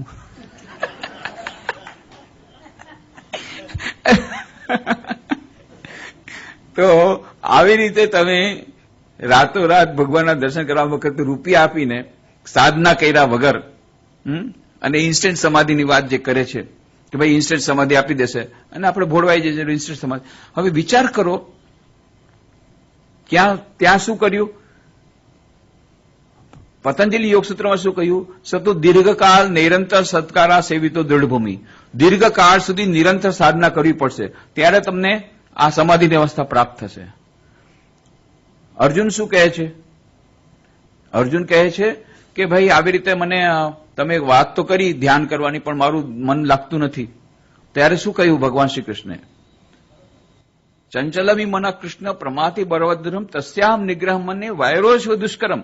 ત્યારે ભગવાન શ્રી કૃષ્ણ કહ્યું, અસંશય મહાબાહો મનો દુર્નિગ્રહમ ચલમ. હે વાત અર્જુન, તારી વાત બિલકુલ સાચી છે. આ ચંચળ મનને નિગ્રહ કરવું અત્યંત કઠિન છે. કોણ કહે છે? ભગવાન શ્રી કૃષ્ણ. જયારે દ્વિતીય અધ્યાયમાં અર્જુને કહ્યું કે હું યુદ્ધ નહીં કરું ને મને આ બધું પોસાતું નથી, ત્યારે તો ભગવાન શ્રી કૃષ્ણ બહુ હેવી ડોઝ આપ્યો. કુતસ્વા કશુમલમ ઇદમ વિશ્મે સમુપસ્થિતમ અનાર્યમ અજુષ્ટમ અસ્વર્ગમ અકીર્તિકરમ અર્જુન ક્લૈબ્યમ માસ્મગમ પાર્થ નહીં તત્વ ઉપપદ્ધતે ક્ષુદ્રમ હૃદય દૌર્બલ્યમ તક્તોતિ સપરત્વ. ઉઠ, ઉભો થઈ જા. આ હૃદયની તુષ્ટ દુર્બળતા દૂર કર. આ કાપુરુષતામાં, આ કાપુરુષતા તને શોભતી નથી, કાયરતા તને શોભતી નથી, ઉભો થા. ત્યારે જોરદાર ડેઝ આપ્યો. પણ જયારે અર્જુને કહ્યું, હે ભગવાન, મને આ મન ચંચળ છે, એને ચંચળ મનને વશ કરવું બહુ કઠિન લાગે છે, ત્યારે ભગવાન એમ ન કીધું શું કાયર બાયલા જેવી વાત કરે છે, કાયર જેવી વાત, કાયર જેવી વાત. નહીં, તારી વાત સાવ સાચી છે. અસંશય મહાબાહો મનો દુર્નિગ્રહમ ચલમ. પરંતુ પછી શું કે છે? અભ્યાસ એનું તો કૌંતેય વૈરાગ્ય છે ગૃહ્યતે. અભ્યાસ અને વૈરાગ્ય દ્વારા અશક્ય કાર્ય પણ શક્ય થઈ શકે છે. એટલે ભગવાન શ્રી કૃષ્ણ પણ માને છે કે આ ધ્યાન થવું, એટલે મનને વશ કરવું, ધ્યાન થવું, સમાધિ અવસ્થા અત્યંત કઠિન છે, સરળ નથી. લાંબી પ્રક્રિયાના માટે અભ્યાસ અને વૈરાગ્યની આવશ્યકતા છે. સ્વામી વિવેકાનંદ શું કહે છે રાજયોગના ગ્રંથમાં? કે આ જયારે આપણે સાધના કરીએ છીએ ત્યારે યમ નિયમ આસન પ્રાણાયામ પ્રત્યાહાર ધારણા ધ્યાન સમાધિની જે અવસ્થા છે, તો એ આપણને મનને વશ કરવું કઠિન લાગે. એટલા માટે લાગે છે કારણ કે મનનો સ્વભાવ જ છે. ઘણા લોકો કહે છે, સ્વામીજી જરા એક પ્રાઇવેટ વાત કરવી છે. મેં કીધું ભલો, મારી પાસે ઘણા લોકો આવે, પ્રાઇવેટ વાત બોલો.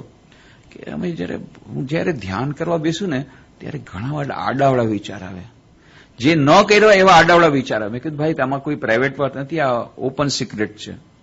બધા આ જ વાત કરે છે. કોઈ મને એવું નથી કહેતું ભાઈ ધ્યાન કરવા બેસે તરત મન લાગી જાય છે. જો એમ કે તો લાગે છે કે ભાઈ મેન્ટલ હોસ્પિટલનો માણસ છે. જો કોઈ એમ કે કોઈ હશે એવા ખરેખર કે જેનું મન બેસી જતું હશે. મોટા ભાગના માણસોને મન બેસતું નથી, કારણ કે આ મનનો સ્વભાવ જ એવો છે. સ્વામી વિવેકાનંદ કહે છે મન ખબર છે આ કેવું છે? મન છે વાંદરા જેવું. એક વાંદરો હતો. વાંદરા તો સ્વભાવથી ચંચળ હોય એટલે ખૂબ કુદાકુદ કરતો હતો. એમાં કોઈક એને દારૂ પાઈ દીધો. હવે જુઓ, કુદાકુદ વધી ગઈ. એમાં બાકી હતું તો એક વીછી કરડ્યો. હવે જુઓ, હજી વધારે કુદાકુદ કરવા માંડી ગયો. એમાં બાકી હતું કે ભૂત એના માથા પર સવાર થઈ ગયો. હવે જુઓ એની કુદાકુદ. કેવી રીતે કહે છે આપણું મન કેવું છે? સ્વભાવથી ચંચળ છે. એમાં આપણે દિવસ રાત દારૂ ઢીંચીએ છીએ. મારે આ પેલી કાર જોઈએ છે, પેલી વારની ગાડી જોઈએ છે, ઓલો ડ્રેસ લેવાનો છે, આ કરવાનું છે, મારે આ માટે એપ્લાય કરવાનું છે, આ નોકરી જોડવી છે, મારે આ ઘર લેવાનું છે, પેલું મકાનની આવી ડિઝાઇન કરવાની. કેટલી જાતની ઈચ્છાઓ રૂપી દારૂ ઢીંચીએ રાખી છે દિવસ અને રાત. એટલે મન વધારે ચંચળ થઈ જાય. પછી વીછી ડંખ માર. વીછી એટલે ઈર્ષા. જો આને મારા કરતા આગળ વધી ગઈ, અમારા કરતા આગળ વધી ગઈ, અમારા કરતા આગળ વધી ગયો. આ જે ઈર્ષા રૂપી ડંખ જયારે વાપરે તો હજી વધારે મન ચંચળ થાય. અને પછી અહંકાર રૂપી ભૂત સવાર થાય. મારા જેવું કોઈ નથી, હું જોઈ લઈશ બધાને. તો આ અહંકાર રૂપી ભૂત જયારે સવાર થાય મન વધારે ચંચળ થાય. આવા ચંચળ મનથી ધ્યાન કરવું કેટલું બધું કઠિન છે. એટલા માટે કહે છે સ્વામી વિવેકાનંદ કે એ કઠિન છે. અને પાતંજલિ યોગસૂત્રનો સૌથી પહેલો અનુવાદ સ્વામી વિવેકાનંદ અંગ્રેજીમાં કર્યો. 1893માં જયારે સ્વામીજી ગયા ત્યારે પાતંજલિ યોગસૂત્રનો એમણે અનુવાદ કર્યો, સૌથી પહેલો અંગ્રેજી અનુવાદ. અને રાજયોગને આખા વિશ્વમાં સુપ્રસિદ્ધ કરી. હવે તો કેટલા બધા લોકો રાજયોગ પર પ્રવચન અને પુસ્તકો લખે છે, પણ સૌથી પહેલ સ્વામીજી કરીને એમાં પાતંજલિ યોગસૂત્રના એમણે બધા સૂત્રોનો અંગ્રેજીમાં ટ્રાન્સલેશન કર્યું. અને એમાં પાતંજલિ યોગસૂત્ર શું કહે છે? સતુ દીર્ઘકાળ નૈરંતર સત્કારા સેવિતો દૃઢભૂમિ.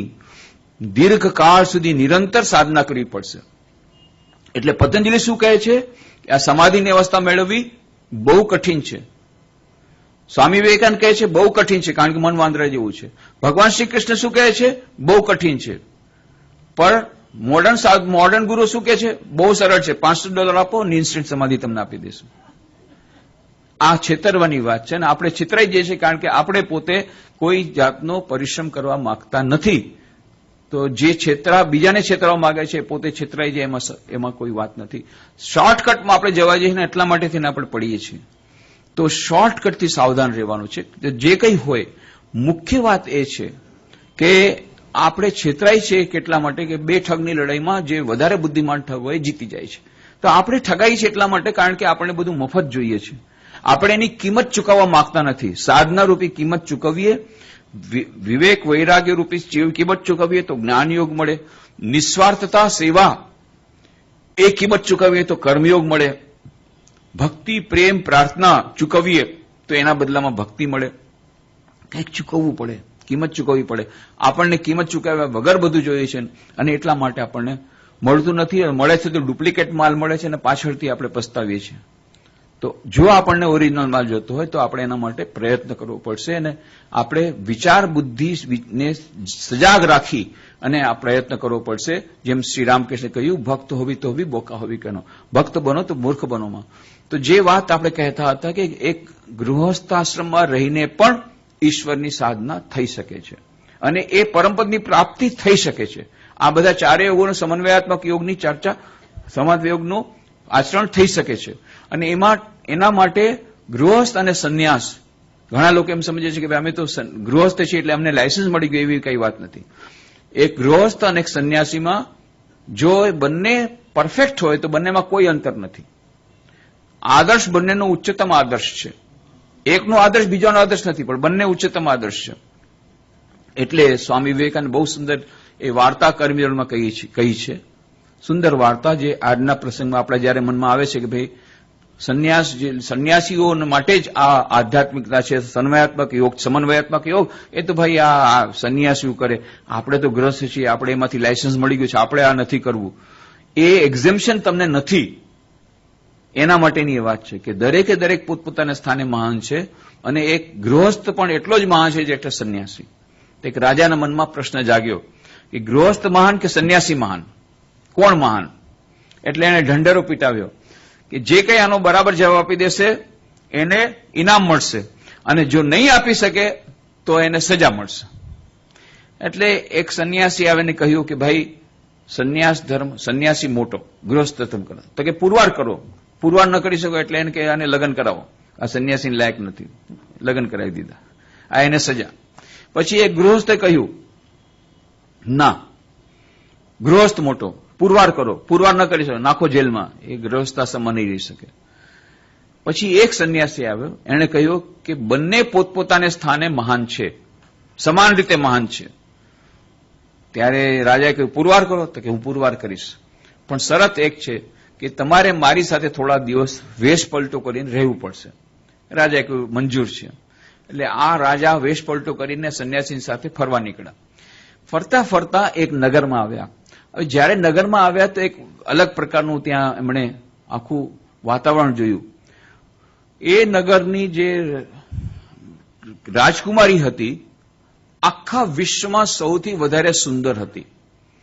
અને ત્યારના વખતમાં સ્વયંવરની પ્રથા હતી. એ તમે જાણતા હશો કે રાજકુમારીને પાલખીમાં બેસીને બધી જગ્યાએ ચારે તરફ લઈ જવા, બધા રાજાઓને નિમંત્રણ દેવામાં આવે અને રાજાઓ બધા લાઈનથી બેઠા હોય અને પોતપોતાના ભાટ ચારણ સાથે લાવ્યા હોય અને પોતપોતાના રાજાની એના ગુણગાન કીર્તન કરતા હોય કે અમારા રાજા કેટલા મહાન છે, અમારા રાજા કેમ છે, એ બધું છે. એ બધું ગુણગાન કીર્તન કરવા માટે એના રાજા, એના ભાટને ચારણ પણ સાથે હોય, લાઈનથી બેઠા હોય બધા. અને પાલખીમાં રાજકુમારી જાય, આગળ આગળ વધતી જાય અને પછી જે રાજા એને ગમે એને વરમાળા પહેરાવે. આ છે સ્વયંવર. પોતે પોતાનું પતે. તો કોઈને વધારે, કોઈ રાજકુમારી જોઈ તો વધારેમાં વધારે ધનવાન હોય એ જોતું હોય, કોઈને વધારેમાં સુંદર જોતો પતિ હોય, કોઈને વધારે વધારે વિદ્વાન પતિ જોતો હોય. પોતપોતાની રીતે એ લોકો ચોઇસ કરી અને રાજકુમારી કરે. હવે આ જે રાજકુમારી હતી આખા વિશ્વમાં સૌથી વધારે સુંદર હતી અને એને સુંદર પતિ જોતો હતો. અને આની પહેલા કેટલાય સ્વયંવર ગોઠવવામાં આવ્યા તો બધા ફેલ ગયા હતા, કારણ કે એને પોતાનો 1 લાખ વર મળ્યો નહોતો. એટલે આ વખતે તો કેટલા રાજાઓ બધા દૂર દૂરથી આવ્યા હતા અને આ રાજકુમારી જતી હતી. અને આ જે રાજા વેશપલટો કરેલા અને સંન્યાસી એ લોકો ઉભા રહી ગયા બધું જોવા માટે કે છે શું. અને આ બધા ઉભા હતા. ત્યાં તો આ રાજકુમારી બધી જગ્યાએ જતી હતી. રાજાને જુએ રાજાને જોઈએ ઊહું કરતી આગળ જતી હતી. એટલે બધાને લાગ્યું આ વખતે આ સ્વયંવર ફેલ જશે, કોઈ એને ગમતું જ નથી. એમ કરીને છેલ્લો રાજા પણ ગયો પણ એને કંઈ ગમ્યું જ નહીં. આ પણ ફેલ હતો. ત્યાં રાજકુમારની નજર ટોળા તરફ ગઈ. ટોળામાં એક યુવક સંન્યાસી હતો જે એક જંગલમાંથી બીજે જંગલમાં જતો હતો. એને લાગ્યું કે આટલા બધા ટોળે વળ્યા છે તો કંઈક એક્સિડન્ટ થયું હશે, કે શું થયું હશે. એ આમ ડોકું કાઢીને જોતો હતો કે થયું છે શું. ત્યાં તો રાજકુમારની નજર એની તરફ ગઈ. બહુ સુંદર સંન્યાસી હતો અને એને તરત જ વરમાળાને પહેરાવી દીધી. પેલો સંન્યાસી તો હેપતાઈ ગયો કે શું થઈ ગયું, આ રાજકુમાર મને માળા શું કરે પહેરાવે, એના બધું ખબર પણ નહોતી. ત્યારે બધાએ તાળી પાડી કે હવે તમે આના સાથે તમારા લગ્ન થશે. લગ્ન? હું સંન્યાસીને મારા લગ્ન છે ના? એટલે એને તો માળા ફેરવી દીધી. રાજા કીધું આ મૂર્ખનો જામ લાગે છે. આટલા મહા મુશ્કેલીથી આ રાજકુમારીને વર મળ્યો અને આટલી સુંદરમાં સુંદર એને રાજકુમારી મળી રહી છે, એની વરમાળાને ફેંકી દીધી. આને કંઈક લાગતું નથી. પછી મનમાં વિચારે હા બિચારો ગરીબ છે એટલે એને એમ હશે કે આ રાજકુમારી રાખીશ કેવી રીતે. એટલે રાજાએ કહ્યું કે તમે ચિંતા નહીં કરતા, મારી રાજકુમારી જેને પરણશે એને અડધું રાજ હમણાં આપીશ અને મારો કોઈ બીજો રાજકુમાર નથી, એટલે મારા મેળા પછી આખું રાજ તમને મળશે. માટે એવી ચિંતા તમે કરતા નહીં કે તમને આને કઈ સાચો. સંન્યાસી કીધું મારે રાજપાટથી શું મતલબ, મારે ધન દોલતથી શું મતલબ, મારે લગ્નથી શું મતલબ. એ તો ફેંકીને ભાગ્યો. હવે રાજકુમારી કે મને મનગમતો માંડ મેળે છે, હું છોડું નહીં. એટલે એની પાછળ ભાગી. આગળ પેલો સંન્યાસી દોડે છે, પાછળ પેલી રાજકુમારી દોડે છે. હવે આ જે રાજા ને સંન્યાસી એ લોકો આ બધું જોતા હતા. આ સંન્યાસી કીધું રાજા ચાલુ છે આપણે પણ પાછળ જોઈએ શું થાય છે. એટલે એ પણ દોડ્યા એની પાછળ. હવે ધીરે ધીરે ઓલો તો દોડતો પેલો જંગલ આવ્યો. જંગલમાં જઈને ક્યાં આદેશ થઈ ગયો ખબર નહીં પડે, અને જંગલનો રસ્તો ખબર હતો. હવે રાજકુમારી તો જંગલમાં થોડી વાર જઈને અટવાઈ ગઈ, રસ્તા એને ખબર નહીં. અને પછી ઝાડ નીચે બેસી રડવા માંડી. ત્યાં તો રાત થઈ ગઈ અને રાત રડવા માંડી ગઈ. ત્યાં સુધીમાં આ સંન્યાસી અને આ પહોંચી ગયા. પછી કે તમે રડો નહીં, હવે તો અમને પણ અહીંયા ખબર નથી રસ્તો, અમે પણ અહીંયા અટવાઈ ગયા છીએ. હવે સવાર થવા દે, સવારના અમે તમને તમારા રાજમાં પહોંચાડી દઈશું. અને એમ કરીને એને સાંત્વના આપી. હવે એ ઝાડ નીચે આ ત્રણે એમણે આશરો લીધો. પેલી રાજકુમારી, આ સંન્યાસી અને પેલો વેશ પલટો કરેલો રાજા. એ ઝાડ પર એક ચકલો રહેતો હતો. ચકલો, ચકલી, એના 3 નાના બચ્ચા હતા. હવે થોડી વારથી એટલે ચકલાએ કહ્યું ચકલીને, જો આપણે ત્યાં મહેમાન આવ્યા છે, આપણે ગૃહસ્થાશ્રમમાં છીએ, ગૃહસ્થાશ્રમનો નિયમ છે અતિથિ દેવો ભવ, અતિથિની દેવતા રીતે સેવા કરવી જોઈએ. હવે આપણે સેવા નહીં કરીએ તો આપણો ગૃહસ્થાશ્રમ લાજશે. એટલે બિચારો ક્યાં કર્યું કે આ લોકો ઠંડીથી થરથર ધ્રુજી રહ્યા છે, ખૂબ દોડી દોડીને ચારે તરફ ગયો અને ક્યાંક દાવાનળ લાગ્યો હતો. એમાંનું એક તણખલું એને ઉપાડ્યું, સળગેલું તણખલું, અને ત્યાં થોડા લાકડાના ટુકડા હતા, પાંદડા પડ્યા હતા, સૂકા પાંદડા, એમાં નાખ્યું એટલે તાપણું થઈ ગયું. એટલે આ લોકો રાજીના રેડ થઈ ગયા, તાપણું મળ્યું એટલે ઠંડી તો થોડીક ઓછી થઈ. હવે ચકલાને બહુ આનંદ આવ્યો, ચલો અમે આનો સાંત્વના આપે. થોડી વાર પછી વિચાર કર્યો, અરે આ લોકોએ કંઈ ખાધું નથી આખી રાત, એ લોકો ભૂખ્યા હશે, અને દેવતા આપણે ત્યાં આવ્યા છે, અતિથિ દેવો ભવ, એની સેવા આપણે કરવી જોઈએ. એટલે ફરી પાછો ઉડ્યો, ઘણું ચારે તરફ રાતના એને કંઈ અન્ન મળ્યું જ નહીં. એટલે ચકલીને કહ્યું, જો ગૃહસ્થાશ્રમનો નિયમ છે કે પોતાની ફરજ અદા કરતા કરતા જો મરી પણ જવું પડે તો મૃત્યુને ભટવું પડવું, પણ પોતાનું કર્તવ્ય કર્મ છોડવું નહીં. અને આપણે આદર્શ ગૃહસ્થ જો હોઈએ તો આપણે અત્યારે આ દેવતાઓની સેવા કરવી જ જોઈએ. હવે આના માટે કોઈ અન્ન મળતું નથી, એટલે હું મારા જીવનનું બલિદાન આપું છું, એમ કહીને પેલા અગ્નિમાં પડી ગયો, જેથી આનું માંસ આ લોકો ખાય અને દેવતાઓની, અતિથિ દેવતાની સેવા થાય. આ લોકો બિચારા એટલા દુઃખી થઈ ગયા. જે ચકલાએ એમની સેવા કરીને તાપડું કર્યું હતું એ ચકલો બળીને ભડતું થઈ ગયો. એ લોકો તો કંઈ ખાઈ ન શક્યા માંસ. હવે આ લોકો કંઈ ખાધું નહીં. ચકલી વિચાર કરે છે, અરે મારા પતિદેવે પોતાના જીવનનું બલિદાન આપી દીધું અને તેમ છતાં આ લોકોએ માંસ ખાધું નહીં, તો આપણી સેવા તો પૂરી થઈ નહીં. પછી વિચારે, હા ચકલો તો નાનકડું માંસ અને 3 જણા બિચારાને કેમ થાય? ઓહો, હું ગૃહસ્થાશ્રમમાં છું, પત્ની તરીકે મારી ફરજ છે, જે સ્વધર્મને પૂરું ન કરી શક્યા મારા પતિદેવ, એ સ્વધર્મને પૂરું કરવું, એ સર્વાંગી, એ સર્વધર્મ, એ ધર્મ જે છે સહધર્મિણી તરીકે મારી ફરજ છે, મારી પૂરી કરવી. એટલે એ પણ બળી ગઈ. આ લોકો એનું પણ ખાઈ ન શક્યા. હવે 3 બચ્ચા વિચાર કે જો માતા પિતાએ આટલું મોટું બલિદાન આપ્યું પણ બેકાર ગયું, આ લોકો કંઈ ખાધું નહીં, કારણ કે એના માટે માંસ પૂરતું નથી. આપણે ગૃહસ્થાશ્રમમાં છીએ, બાળકો તરીકે આપણી ફરજ છે જે કામ માતા પિતા પૂર્ણ ન કરી શક્યા એ સ્વધર્મ આપણે પૂર્ણ કરવું. એટલે એ લોકો પણ કૂદી પડ્યા, એ પણ બળીને મરી ગયા. આ લોકો તો બિચારા દુઃખી કાંઈ ખાઈ ન શક્યા. બીજી દિવસે સવારે રાજકુમારીને એના રાજકુમાર ત્યાં રાજાને ત્યાં પહોંચાડી દીધી. હવે આ સંન્યાસી કીધું, રાજા હવે સમજ્યા, બંને પોતપોતાને સ્થાને મહાન છે. જો તમારે સંન્યાસી બનવું હોય તો પેલા સંન્યાસીની જેમ બનજો, જેના માટે વિશ્વની સૌથી સુંદરમાં સુંદર સ્ત્રી કાંઈ નથી, વિશ્વનું આખું ધન દોલત એના માટે કાંઈ નથી, એવા તમે સંન્યાસી બનજો. અને જો ગૃહસ્થ બનવું હોય આ ચકલા જેવા બનજો, કે હંમેશા પોતાના જીવનને બલિદાન દેવા તૈયાર, બીજાની સેવા કરવા માટે.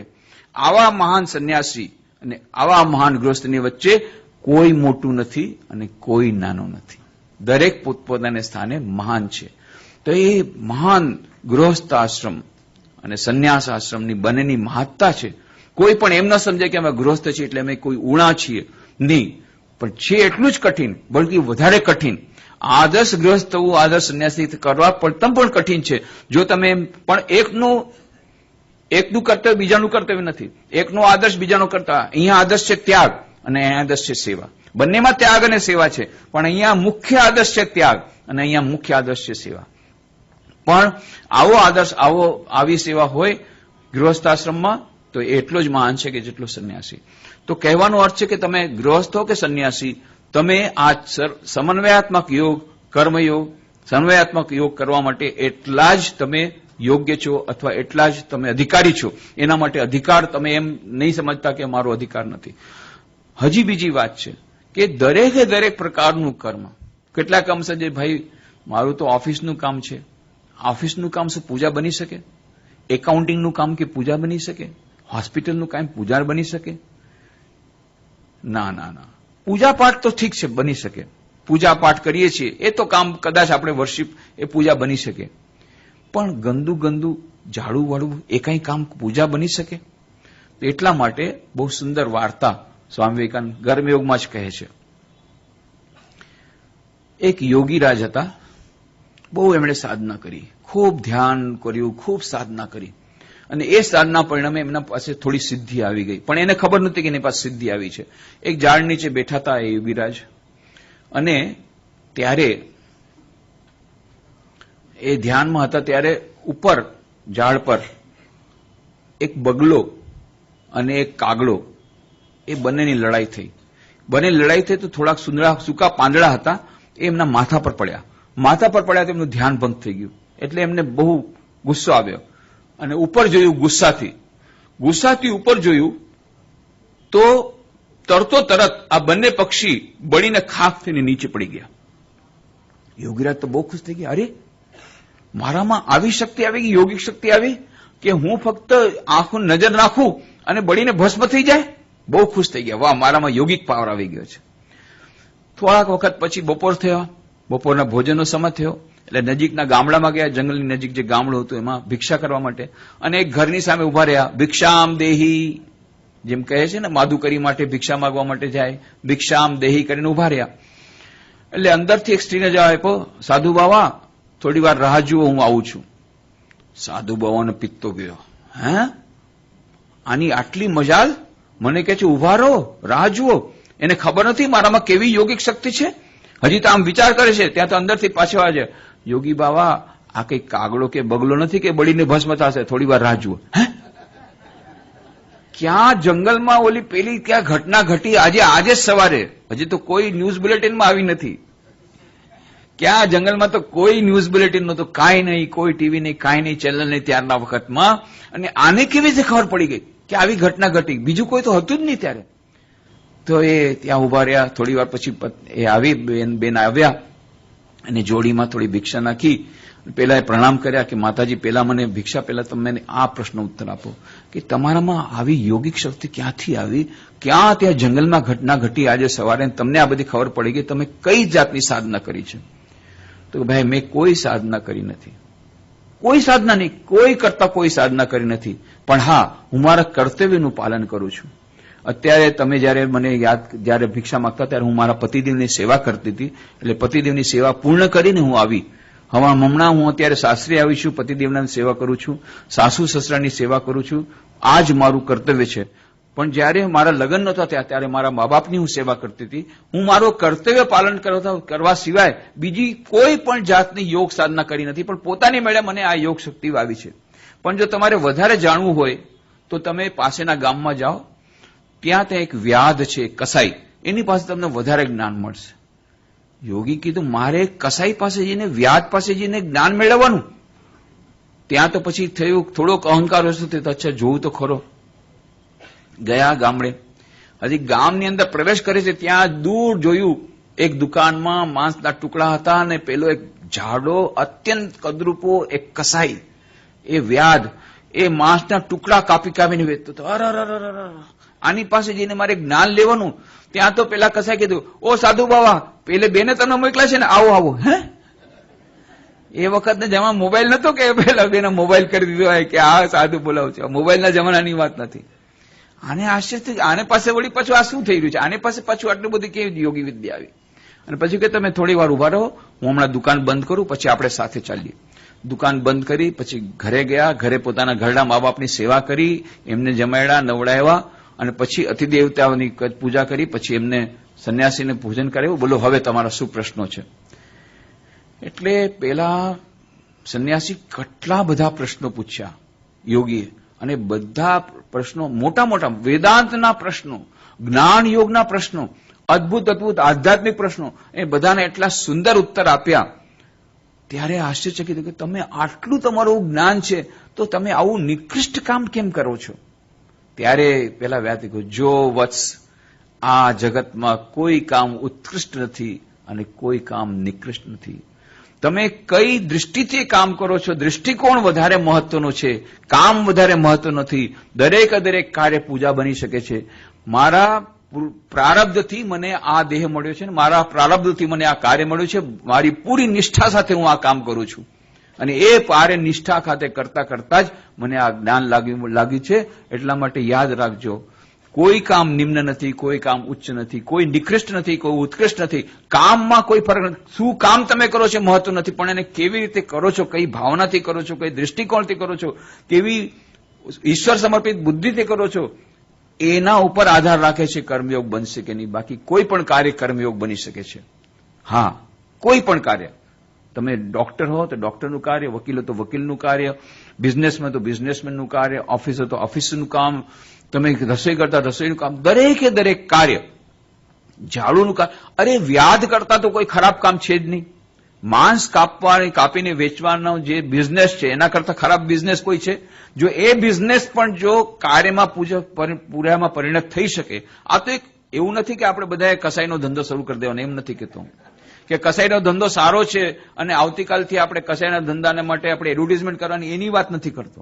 આ તો એક ઉદાહરણ આપ્યું છે કે આનાથી નિકૃષ્ટ કોઈ કામ ન હોઈ શકે. જો એ નિકૃષ્ટમાં નિકૃષ્ટ કામ પણ જો પૂજા બની શકતું હોય તો આપણે તો ધંધો સારો જ ધંધો કરીએ. કપડાં વેચવાનો ધંધો કરીએ તો કપડાં વેચવાનો ધંધો તો જરૂરથી પૂજા બની શકે. આ એનું ઉદાહરણ આપ્યું છે. મહાભારતમાં આનો આખો અધ્યાય આપ્યો છે. જે કંઈ આ વ્યાધ એ પોતાના પ્રશ્નના ઉત્તર આપ્યા, વ્યાદ ગીતા નામનો આખો અધ્યાય છે મહાભારતમાં. તો એમાં આપણને ખબર પડશે કે વ્યાધે જે કંઈ કહ્યું એ પણ શ્રી કૃષ્ણ ભગવાને ગીતામાં અર્જુનને જે ઉપદેશ આપ્યો એટલો જ ઊંચો ઉપદેશ એક વ્યાધના મોઢેથી મહાભારતમાં આપેલો છે. જેથી આપણને ખબર પડે કે એક વ્યાધનું કાર્ય પણ જો પૂજામાં પરિણત થઈ શકે તો આપણું કામ તો અવશ્ય પૂજામાં પરિણત થઈ શકે, જો આપણે એને પૂજાની ભાવનાથી કરીએ તો. તે આધુનિક માનવ માટે આ એક બહુ મોટામાં મોટું એ સમન્વયાત્મક યોગના એક ભાગરૂપે સ્વામી વિવેકાનંદે રજૂ કર્યું છે કર્મયોગ ગ્રંથમાં કે એને સેવાયોગ કહો અથવા કર્મયોગ કહો. એ જે કામની આપણી પોતાની જે દૃષ્ટિકોણ જે સેવવાની વાત છે એ વધારે મહત્વની છે, કાર્ય વધારે મહત્વ નથી. અને આપણે ગૃહસ્થાશ્રમ કે સંન્યાસાશ્રમ છીએ એ વધારે મહત્વ નથી. આપણે કઈ પોઝિશનમાં છીએ એ વધારે મહત્વ નથી, પણ કેવી રીતે કે આ દૃષ્ટિકોણથી કરે છે એ વધારે મહત્વનું છે. અને આ જે કાર્ય જે કંઈ નિસ્વાર્થ આપણે સેવા કરી છે એમાં સૌથી વધારે મહાન જો કોઈ વસ્તુ હોય એ છે નિસ્વાર્થતા. બેરોમીટર દ્વારા આપણને પ્રેશર મળે, થર્મોમીટર દ્વારા આપણને ટેમ્પરેચર જોવા મળે. તો કોઈ થર્મોમીટર છે જેમાંથી આપણને ખબર પડે કોણ કેટલું ધાર્મિક છે? નથી થર્મોમીટર. પણ સ્વામી વિવેકાનંદ થર્મોમીટર આપે છે. શું કહ્યું એમણે? Unselfishness is the test of religion. જો તમારે ટેસ્ટ કરવું હોય કે કોણ કેટલું ધાર્મિક છે તો એનું માપદંડ કેવી રીતે થાય? નિસ્વાર્થતા એ ધર્મની કસોટી છે. કસોટી કેવી રીતે ખબર પડે? ધર્મની કસોટી છે નિસ્વાર્થતા. આવી રીતે કર્મયોગની પણ જે કસોટી છે નિસ્વાર્થતા. અને એટલા માટે સ્વામી વિવેકાનંદ હજી એક વાર્તા કહે છે ત્યાં કર્મયોગના પુસ્તકમાં કે ફક્ત જ નિસ્વાર્થતા દ્વારા જ આપણે એ ઉચ્ચતમ ભૂમિકા આપણે પહોંચી શકીએ છીએ. એની એક વાર્તા છે. એક મહાભારતમાં જ્યારે પાંડવો જીતી ગયા એના પછી એમણે મોટો રાજસુ યજ્ઞ કર્યો અને કેટલા લાખો લોકોને એટલું બધું દાન દેવાયું. આવું દાન કોઈએ આપ્યું નહોતું. એટલું બધું દાન દેવાનું. બધાએ કહેતા હતા આહા, આવો યજ્ઞ થયો નથી, આવો યજ્ઞ આની પહેલા કોઈએ કર્યો નથી. આટલા બધા ગરીબોને આટલું બધું દાન, આટલું બધું ધન, આટલું બધું સોનું, આટલું બધું અનાજ આપવામાં આવ્યું. આવો યજ્ઞ તો પહેલા થયો જ નથી. આમ બધા વાતો કરી રહ્યા હતા. ત્યારે એક નોળિયો આવ્યો, એક વિચિત્ર નોળિયો. એનું અડધું શરીર સોનાનું હતું અને અડધું શરીર ભૂરા રંગનું હતું. અને એ નોળિયાએ કહ્યું, ના ના ના, આ યજ્ઞ કાંઈ નથી, આ યજ્ઞ કાંઈ નથી. હે, આના કરતા મહાન યજ્ઞ તમે કોઈ દિવસ એની વાત પણ સાંભળી નથી અને તું કહે છે આ યજ્ઞ કાંઈ નથી. ત્યારે નોળિયાએ કીધું, વાત મારી સાંભળો, આ વાત મારી સાંભળો. અને પછી કહે છે એક નાના ગામમાં એક બ્રાહ્મણ પરિવાર હતો. એ બ્રાહ્મણનું એક જ કામ હતું વિદ્યાદાન. અને જે કંઈ વિદ્યાદાન આપે ને જે કંઈ સ્તોત્ર કરે, પૂજા પાઠ કરાવે, એમાંથી જે કંઈ લોકો આપે ભિક્ષા, એના ઉપર એનું ગુજરાન ચાલતું હતું. એનો પુત્ર પણ આ જ કામ કરતો હતો. બંને પિતા પુત્ર આ જ કામ કરતા હતા. માત્ર વિદ્યાદાન અને જે કંઈ મળે નથી ચલાવવાનું. બ્રાહ્મણ તો બ્રાહ્મણની પત્ની, પુત્ર અને પુત્રવધુ, આ 4 જણા હતા. એક વાર બહુ મોટો દુષ્કાળ આવ્યો. એવો બધો દુષ્કાળ આવ્યો કે 3 દિવસ સુધી આ લોકોને કંઈ ખાવાનું મળ્યું નહીં. એ લોકો ભૂખે મરવાની અણી ઉપર હતા. અને ત્યારે એ બ્રાહ્મણ દેવતા ગયા ભીખ માંગવા માટે કે અમે તો મરી રહ્યા છીએ. માંડ ક્યાંકથી એમને જવનો લોટ મળ્યો થોડોક ભિક્ષામાં, એટલે એના 4 ભાગ કર્યા. 4 ભાગ કરીને 4 ભાગોએ પોતપોતાને રોટલી બનાવી અને હજી ખાવાની તૈયારી કરતા હતા, ખાવા બેઠા હતા, ત્યાં તો બહારમાં કોઈ બારણું ખટકાયું. હું મરી રહ્યો છું કરીને એક અતિથિ આવ્યા. હવે શું કરવું કે હું ભૂખે મરી રહ્યો છું, હું મરી જઈશ, મને કઈ ખાવો, ભિક્ષા મને ખાવાનું આપો. બ્રાહ્મણ દેવતા કહે, ભાઈ અતિથિ દેવો ભવ, ગૃહસ્થ તરીકે આપણે અતિથિની તો પૂજા કરવી જોઈએ. એટલે એણે પોતાનો ભાગ એને આપી દીધો અને પેલા તો ચટચટ કરીને બધું ખાધું. હા, બહુ સરસ, પણ તમે તો મારી ભૂખ વધારી દીધી, હવે તો મારી ભૂખ હજી વધી ગઈ, હજી રડવા માંડી ગયો. એટલે બ્રાહ્મણની પત્ની તરીકે મારી ફરજ છે અધૂરું કામ પૂરું કરવું. એને પોતાનો હિસ્સો આપ્યો. હજી આનો સંતોષ હતો, હજી હું ભૂખો રહી ગયો. એટલે એના પુત્રે પછી આપ્યું. છેવટે એની પુત્રવધુએ પણ પોતાનો હિસ્સો આપ્યો. 4 પોતપોતાનો હિસ્સો આપ્યો અને પછી આ સંતોષ થઈ અને ખૂબ આશીર્વાદ દઈ અને પેલો ગયો. એ રાત્રે 4 જણા ભૂખથી મરી ગયા. 4 જણા મરી ગયા. અને ત્યારે પેલો નોડિયો કહે છે, ત્યારે હું ત્યાં ગયો, થોડાક લોટના કણા પડ્યા હતા, હું એમાં આળોટવા મંડી ગયો, મારું અડધું શરીર સોનાનું થઈ ગયું. હવે બાકીનું અડધું શરીર મારે સોનાનું કરવું છે કે એના જેવો મહાન યજ્ઞ જો મને મળે તો મારું બાકીનું શરીર સોનાનું થાય. અહીંયા આવડો મોટો યજ્ઞ થયો, મેં આળોટ્યો, પણ મારું બાકી શરીર સોનાનું થયું નથી. એટલે આ યજ્ઞ કરતા પેલો યજ્ઞ મહાન હતો જે બ્રાહ્મણ દેવતાએ કોઈને જાણ બહાર કર્યો હતો. અહીંયા તો તમારે કેટલો ઢંઢેરો પીટાયો, પણ અહીંયા મારું અડધું શરીર હજી સોનેરી થયું નહીં, પણ ત્યાં મારું શરીર સોનેરી થઈ ગયું અડધું, એ હજી અડધું જ છે. એવો મહાન યજ્ઞ મેં જોયો નથી. આ યજ્ઞ એની સામે કાંઈ નથી. તો નિસ્વાર્થ સેવા કેટલો મોટો યજ્ઞ કરી આપે છે, ખોટો મોટો યજ્ઞ કરી આપે છે. એક સાધારણ બ્રાહ્મણ, ક્યાં તો આટલા પાંડવો, આટલા મહાન રાજાઓ, એમનો યજ્ઞ ક્યાં, એક સાધારણ ગૃહસ્થ, એમનો યજ્ઞ ક્યાં. તો સ્વામી વિવેકાનંદ કહે છે કે આ કર્મયોગ એ કોઈ સાધારણ વસ્તુ નથી. અને એ વાર્તા પછી કહીને કહે છે કે દાનનો આ મહાન વિચાર ભારતમાંથી અદૃશ્ય થતો જાય છે. આ વાર્તા કહીને કહે છે મહાન માનવીઓની સંખ્યા દિવસે દિવસે ઓછી થતી જાય છે. કર્મયોગ એટલે શું હવે તમને સમજાયું હશે. સ્વામી વિવેકાનંદ કહે છે કર્મયોગ એટલે તમને સમજાયું હશે. મૃત્યુ દ્વાર ખખડાવતું હોય ત્યારે પણ કોઈ પ્રશ્ન પૂછ્યા વગર હર કોઈને સહાય કરવી એટલે કર્મયોગ. લાખો વાર ભલે છેતરાઓ, પ્રશ્ન પૂછો નહીં, અને તમે શું કરી રહ્યા છો તેનો વિચાર ન કરો. ગરીબોને આપેલી સહાયની બળાશ ન મારો, એમની કૃતજ્ઞતાની આશા ન રાખો. ઉલટું એમણે દાનનો અમલ કરવાનો પ્રસંગ આપ્યો, તે માટે તમે એમના કૃતજ્ઞ બનો. આથી તમને સ્પષ્ટ થશે કે આદર્શ સંન્યાસી થવું તેના કરતા આદર્શ ગૃહસ્થ થવું એ વધારે મુશ્કેલ કાર્ય છે. ખરા સંન્યાસીના જીવન જેવું જ કર્તવ્યપરાયણ ગૃહસ્થ જીવન પણ કઠિન છે. કદાચ વિશેષ કઠિન ન હોય તો પણ તેના જેવું કઠિન તો છે જ, અને એટલું જ મહાન પણ છે અને એટલું કઠિન પણ છે. અને એટલા માટે સ્વામી વિવેકાનંદ કહે છે કે આજે આપણે દરેકે દરેક આપણે ગમે ત્યાં હોઈએ, આપણે આ કર્મયોગનું આચરણ કરી અને આપણું જીવન ધન્ય કરી શકીએ છીએ. એના માટે કોઈ આપણે ન તો ત્યાં જવાની જરૂર છે, ન આપણે જંગલમાં જવાની જરૂર છે, ન આપણે હિમાલયમાં જવાની જરૂર છે. જ્યાં આપણે છીએ એ જ સ્થાને રહી અને આપણે આ કર્મયોગનું આચરણ કરી શકીએ, શિવજ્ઞાનથી જીવ સેવાનું કરી શકીએ. અને સાથે સાથે એમ કહેવામાં આવે છે, આધુનિક માનવટે એમણે કહ્યું કે 4 યોગોનો સમન્વય. એટલા માટે સ્વામીજી કહે છે 4 યોગો જુદા જુદા એકબીજા સાથે સંકળાયેલા છે. એટલા માટે એમણે કહ્યું કે આપણા જુદા જુદા યોગો એકબીજા સાથે અથડામણા આવતા નથી. દરેક એક જ ધ્યેય તરફ આપણને લઈ જાય છે અને સંપૂર્ણ બનાવે છે. માત્ર દરેક યોગનું સતત આચરણ કરવું જોઈએ. ખરું રહસ્યના આચરણમાં રહેલું છે. પહેલા તમારે સાંભળ્યા કરવાનું, પછી વિચારવાનું અને ત્યારબાદ આચરણ કરવાનું. દરેક યોગને માટે આ સાચું છે. પ્રથમ તમારે એ વિશે શ્રવણ કરવાનું અને શું છે તે સમજવાનું છે. સતત રીતે એ વિશે સાંભળવાથી અને વિચારવાથી ઘણી વસ્તુઓ જે તમને સમજાતી નથી તે સ્પષ્ટ થશે. તો આ એમને શ્રવણ મનન નિધિધ્યાસનની વાત કરી અને પછી એમણે નિસ્વાર્થતાની વાત કરી કે આ સિદ્ધિનો આધાર કોઈ મતવાદ, કોઈ સિદ્ધાંત કે કોઈ માન્યતા પર રહેતો નથી. તમે ખ્રિસ્તી હો, યહૂદી હો કે જેન્ટાઇલ ઉચ્ચ કુળના હો, એની સાથે આ સિદ્ધિને કશી નિસ્બત નથી. તમે નિસ્વાર્થ છો કે નહીં, આ જ મહત્વનો પ્રશ્ન છે. તમે જો નિસ્વાર્થી હશો તો એકે ધાર્મિક ગ્રંથ વાંચ્યા વગર કે એકે દેવળ કે મંદિરમાં ગયા વગર પૂર્ણ બનશો. આપણા તમામ યોગો માણસને બીજા માણસની મદદ વગર પૂર્ણ બનાવવા સક્ષમ છે, કેમ કે તે સગડાનું લક્ષ્ય એક જ છે. કર્મયોગ, જ્ઞાનયોગ કે ભક્તિયોગ આ સર્વ સીધી રીતે અને સ્વતંત્રપણે મોક્ષ પ્રાપ્ત કરાવવા સમર્થ છે. જે વાત વારંવાર કરી કે ત્રણેય કે ચારેય યોગો પોતપોતાની રીતે સમર્થ છે સંપૂર્ણ જ્ઞાન મેળવવા માટે કે સંપૂર્ણ પરમપદની સાધ્ય માટે. માત્ર મૂર્ખ માણસ જ એમ કહે છે કે કર્મ અને જ્ઞાન જુદા છે. જ્ઞાની પુરુષો એમ કહેતા નથી.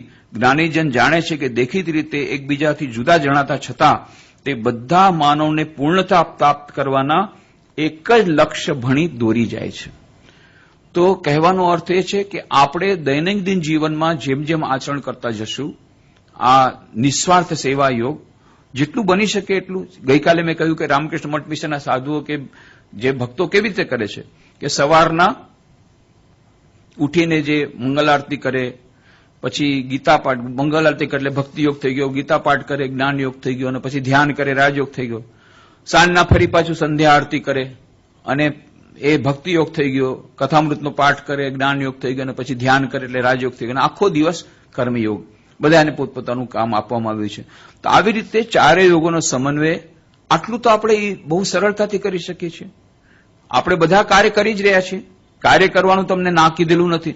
જે કંઈ કામ કરીએ છીએ એને પૂજા માનીને કરીએ, એને પૂજામાં પરિણત કરવાનો પ્રયત્ન કરીએ. તો એના માટે એક તો છે જેની આપણે સેવા કરી રહ્યા છીએ એની અંદરની દિવ્ય ચેતનાને વિરાજમાન એનામાં છે એવી જાતની એક ભાવના પોતાનામાં રાખીએ. એક એનો માટે પ્રયત્ન કરીએ. એક એમનેમ તો આવશે નહીં, એક દિવસમાં આવશે નહીં. કારણ કે જ્યાં સુધી આપણે પોતે દિવ્ય છીએ, દિવ્યતાનો અહેસાસ આપણા પોતાનામાં નહીં થાય ત્યાં સુધી બીજામાં દિવ્યતા કેવી રીતે જોઈશું? એ વાત સાચી છે. જ્યારે શિવજ્ઞાનથી જીવ સેવા તો થઈ ગઈ, પણ આપણા પોતાનામાં જ દિવ્યતા આપણને જ્યારે એની સભાનતા આવશે તો જ આપણે બીજામાં દિવ્યતા જોઈ શકશું. પણ એ બંને એક સાથે આપણે કરવાનું છે. આપણી પોતાના અંદર દિવ્યતા પ્રકટ કરવા માટેનું એકમાત્ર માધ્યમ છે બીજાની સેવા કરવી, અને બીજાની સેવા ખરેખર પૂજામાં પરિણત કરવાના માટેનું માધ્યમ છે બીજામાં દિવ્યતા જોવી. તો પોતાનામાં દિવ્યતા જોવાથી આપણે પ્રયત્ન સાધુ કરી શકીએ, અને પોતાનામાં દિવ્યતા પ્રકટ કરવાની પ્રક્રિયામાં આ પણ એક આપણને સહાયરૂપ નીવડે છે. પણ ખરેખર એ પૂજામાં ક્યારે પરિણિત થશે? જ્યારે આપણે બીજામાં દિવ્યતા જોઈ શકીશું. અને એ ક્યારે થશે? જ્યારે આપણે પોતાનામાં દિવ્યતા પ્રકટ થશે. એ ક્યારે પ્રકટ થશે? જ્યારે બીજામાં દિવ્યતા છે માનીને સેવા કરીશું. તો આમ જાણે કે એક સર્કિટ છે, એકબીજા સાથે સંકળાયેલા છે અને એકબીજાને અનુરૂપ છે, એકબીજાના ઉપર આધારિત છે. તો આપણે શરૂઆતમાં બંને એક સાથે કરવા પડશે. બીજામાં પણ દિવ્યતા જોઈને એને સેવા કરવાનો પ્રયત્ન કરવાનો, અને પોતાના પણ દિવ્યતામાં છે એ નાને અભિવ્યક્ત કરવાની, અને આ જ દિવ્યતા જગાડવાનો પ્રયત્ન સ્વામી વિવેકાનંદ ત્યાં કરેલો. આજે કર્મયોગની જયારે વાત કરીને સૌથી પહેલા એમણે જ્યારે શિકાગો ધર્મસભામાં ભાષણ આપ્યું ત્યારે સૌથી પહેલા એમણે દિવ્યતા જગાડવાનો પ્રયત્ન કર્યો. શૃણવંતુ વિશ્વે અમૃતસ્ય પુત્રા આયે ધામાની દિવ્યાની તસ્તુ વેદાહમેતમ પુરુષમ મહાંતમ આદિત્ય વર્ણમ તમસ પરસ્તાત તમેવ વિદિત્વાતિ મૃત્યુમેતિ નાન્ય પંથા વિદતે એનાય. શ્વેતા શત્રુઘ્ને તો કહ્યું કે હે અમૃતના સંતાનો તમે સાંભળો. અમૃતસ્ય પુત્રા, હે અમૃતના સંતાનો સાંભળો.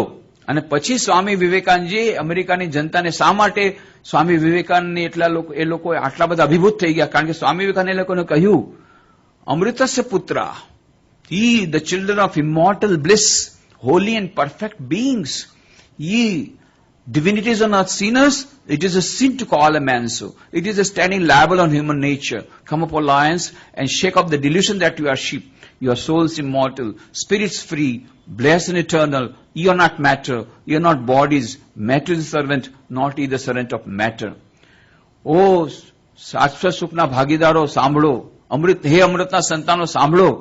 તમે તો અક્ષર સુખના ભાગીદાર છો. તમે તો અમૃતના સંતાનો છો. તમે ભલા પાપી, મનુષ્યને પાપી કહેવું એ સૌથી મોટી ભૂલ છે. વેદાંત ક્યારેય પાપનો સ્વીકાર કરતો નથી, ભૂલનો સ્વીકાર કરે છે. અને સૌથી મોટી ભૂલ તમે ક્યારે કરો છો? જ્યારે તમે કહો છો કે હું પાપી છું. નહીં નહીં નહીં, વેદાંત તમને પાપી નથી કહેતો. વેદાંત એટલું જ કહે છે કે તમે અમૃતના સંતાનો છો, અક્ષય સુખના ભાગીદાર છો. ઓ સિંહો, આ મિથ્યા ભ્રમને ખંખેરીને ફેંકી દો કે તમે ઘેટા છો. તમે ઘેટા નથી, તમે તો સિંહ છો. તમે અજરમાર આત્મા છો. તમારા દરેક આત્માની અનંત શક્તિ રહેલી છે.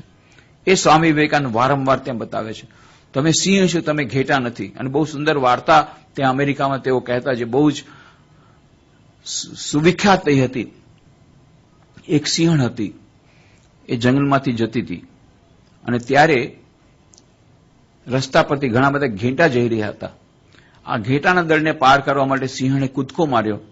સિંહણે કૂદકો માર્યો તો સિંહણ ત્યારે ગર્ભવતી હતી, એને ગર્ભપાત થઈ ગયો અને સિંહણને પેટમાં નાનકડું બચ્ચું હતું, આ ઘેટાના દળમાં પડી ગયું. સિંહણ પેલી પાર જઈ અને બેભાન થઈ ગઈ, તરફડિયા મારવા લાગી અને થોડી વારમાં મરી ગઈ. હવે આ સિંહણનું નાનકડું બચ્ચું એ રડવા માંડી ગયું અને ત્યારે જ્યારે રડતું ત્યારે ઘેટાની માને દયા આવી ગઈ. એટલે ઘેટાની માએ આ સિંહણના બચ્ચાનું લાલન પાલન શરૂ કર્યું અને એને ખાવાનું દેવાનું શરૂ કર્યું. હવે આ સિંહણનું નાનું બચ્ચું ઘેટા સાથે જાય છે, ઘેટા સાથે રમે છે, ઘેટાની જેમ ઘાસ ખાય છે અને ઘેટાની જેમ બે બે કરવા માંડી ગયું. ધીરે ધીરે આ સિંહણનું બચ્ચું મોટું થયું. ઘણા વખત પછી એક બીજો મોટો સિંહ ત્યાંથી જતો હતો જંગલમાંથી અને એને જોયું દૂર રસ્તા પરથી ઘણા બધા ઘેટા જાય છે, બે બે કરતા કરતા. આશ્ચર્યથી જોયું એક નાનકડો સિંહ એ પણ એની પાછળ પાછળ જાય છે અને એ પણ ઘેટાની જેમ બે બે કરે છે. હા, કોઈ દિવસ એને કોઈ સિંહને બે બે કરતા સાંભળ્યો નહોતો. એટલે એને નવાઈ લાગે એટલે નજીક આવ્યો કે ભાઈ આ વાત શું છે. અને મોટા સિંહને જોઈને બધા ઘેટા એટલા બધા ગભરાઈ ગયા, એટલા ડરી ગયા, બે બે કરીને બધા ભાગવા માંડી ગયા. પેલો નાનકડો સિંહ એ પણ બે બે કરીને એ પણ ભાગવા માંડી ગયો. એટલે મોટા સિંહ પકડ્યો, એ તું કહાં જતા હે, તું ક્યાં જાય છે રે, તું તો મારી જેમ સિંહ છે, તું કેમ ડરે છે મારાથી? અરે આ ઘેટા છે, હું સિંહ છે એટલે મારાથી ડરે, હું સમજી શકું, પણ તું તો મારી જેમ સિંહ છે, તું મારાથી કેમ ડરે છે? નાનકડા સિંહ રડતા રડતા કહ્યું, ના ના ના, હું તો ઘેટું છું, ઘેટું, હું કઈ સિંહ નથી. હજી બે બે કરવા માંડી ગયો.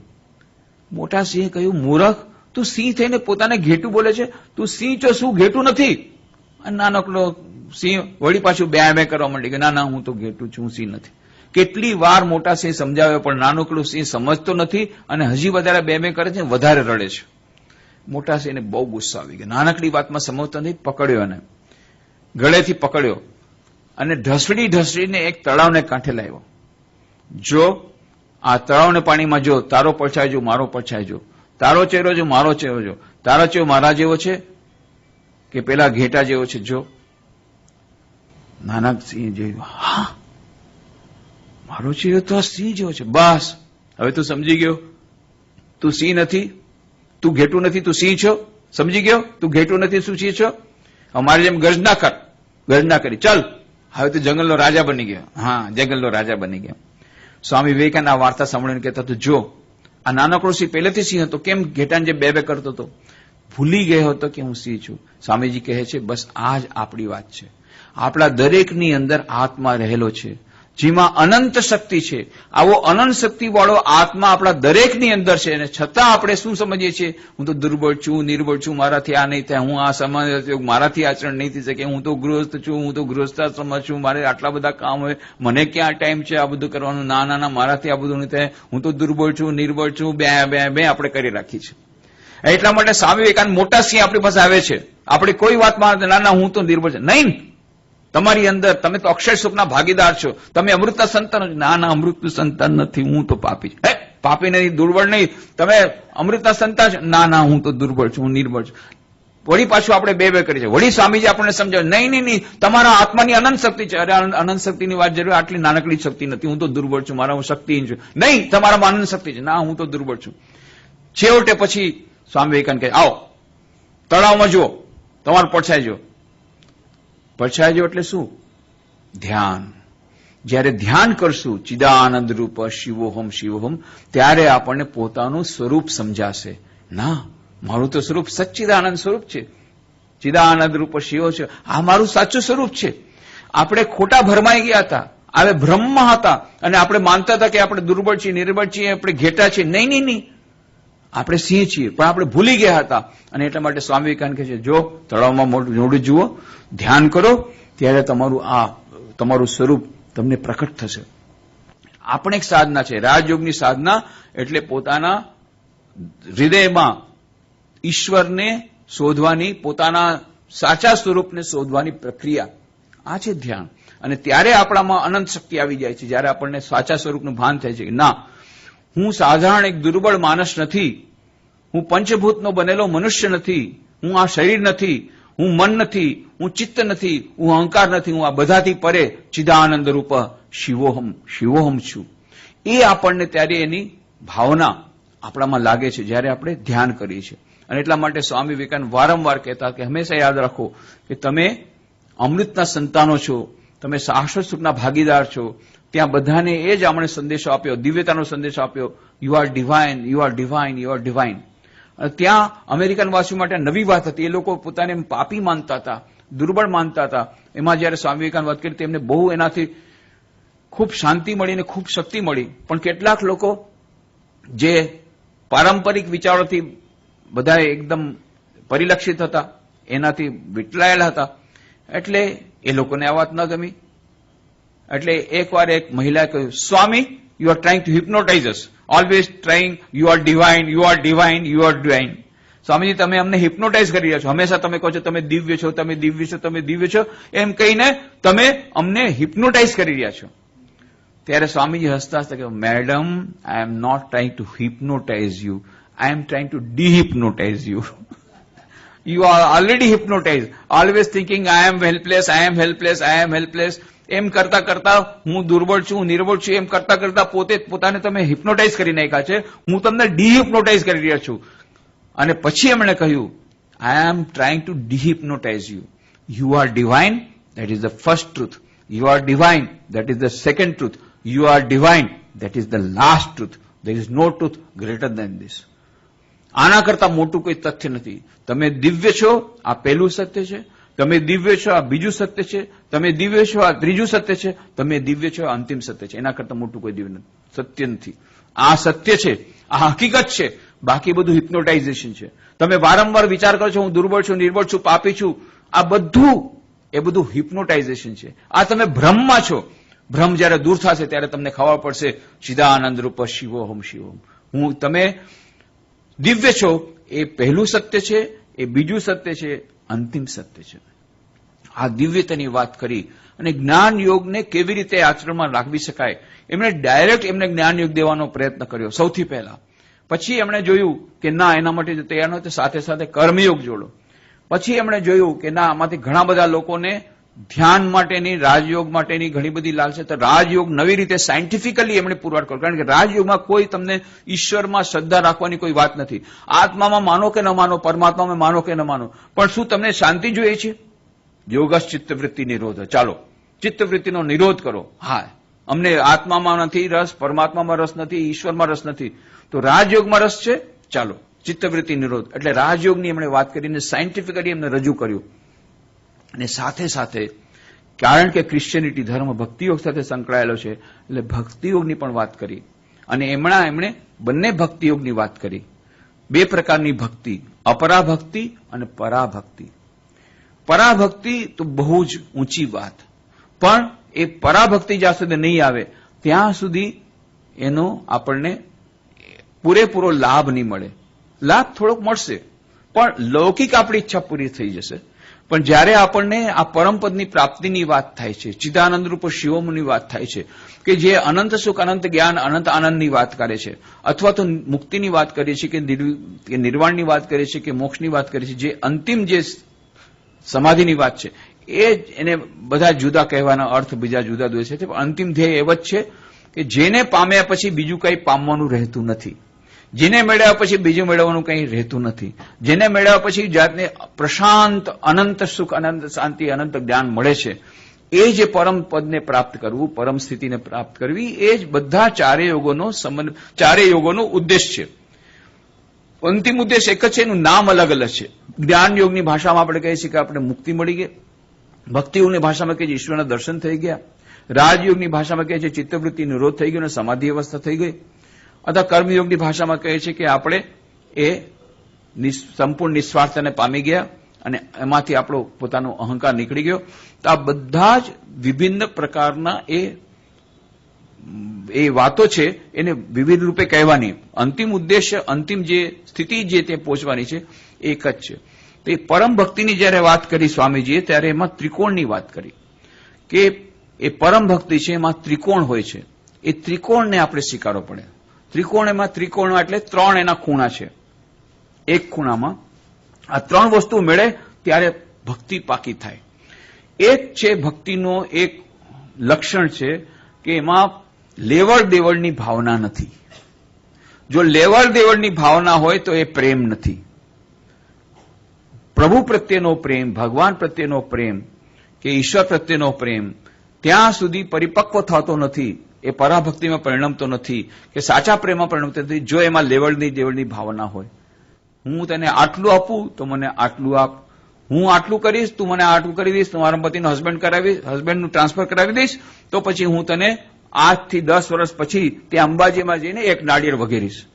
એ તો આપણે જયારે બીજા લોકો સાથે કેવું હોય, જયારે તમારે કોઈ ઓફિસરને લાંચ દેવી ત્યારે શું કરવું, ટેબલની નીચેથી તમે 10 લાખ રૂપિયા પેલા રોકડા આપો પછી પેલો તમારું ટ્રાન્સફર કરશે કે નહીં કરશે એ તો પછીની વાત છે, પણ પેલા તમે રોકડા લાંચ આપો છો. અને જયારે ભગવાનને લાંચ આપવાની ત્યારે આપણે શું કહીએ કે તું પેલા મારું કામ કર, પછી મને જયારે ફુરસત થશે આ માનતા પૂરી કરવા માટે આજથી 10-20 વર્ષ પછી જયારે મને યાદ રહેશે ત્યારે જઈને નાળિયેર વગેરીશ, એક નાળિયેર આપીશ. એક નાળિયેરમાં બધું લઈ લેવું છે અને પાછું એ પણ ક્યારે આપશે એનું કઈ ખબર નહીં. એ તો પછી પેલા કામ કર, અને જો કામ ન કર તો બસ થઈ ગયું. પછી બિચારા ભગવાનની એવી રેવડી કરી નાખે ભગવાનની. સાચી વાત છે. આજે મોટા ભાગના આપણે લોકો કહે છે ભક્તિ ભક્તિ ભક્તિ. મોટા ભાગની ભક્તિ શું છે? લેવડ દેવડની ભક્તિ છે, બીજું કાંઈ નથી. પ્રભુ મેં ગુલામ તેરા, તું દેવાન મેરા. આ કબીરનું ગીત છે. હે પ્રભુ હું તારો ગુલામ અને તું દેવાન મેરા. પરંતુ મનમાં આપણે શું કહે છે? હે પ્રભુ તું ગુલામ મેરા. ખરેખર તો આપણે ભગવાને નોકર તરીકે રાખી લીધો છે. આપણે નોકર, આજકાલના નોકરને તમે કયો અને તમારી વાત ન સાંભળે, તમારામાં એટલી હિંમત છે કે તમે એને વઢી દો. પછી જો થઈ જાય તો નોકર મળવું બહુ મુશ્કેલ. આપણે વાત થઈ નોકરાણી મળવું બહુ મુશ્કેલ. નોકરને જો તમે કંઈક સંભળાવી કે નોકરાણીને તમે સંભળાવી તો તાકાત છે તમારામાં, હિંમત છે તમારામાં. પણ ભગવાનને એવો એક નોકર રાખ્યો છે આપણે કે પેલા તો ચટપટ એને કામ કરવું પડે. મેં એક બેનને પૂછ્યું, ભાઈ તમે મંદિરમાં આવવાનું બંધ કે ભગવાન પાસે તો મેં આવવાનું બંધ કરી દીધું. એની સાથે મારી કિટ્ટા થઈ ગઈ. કેમ?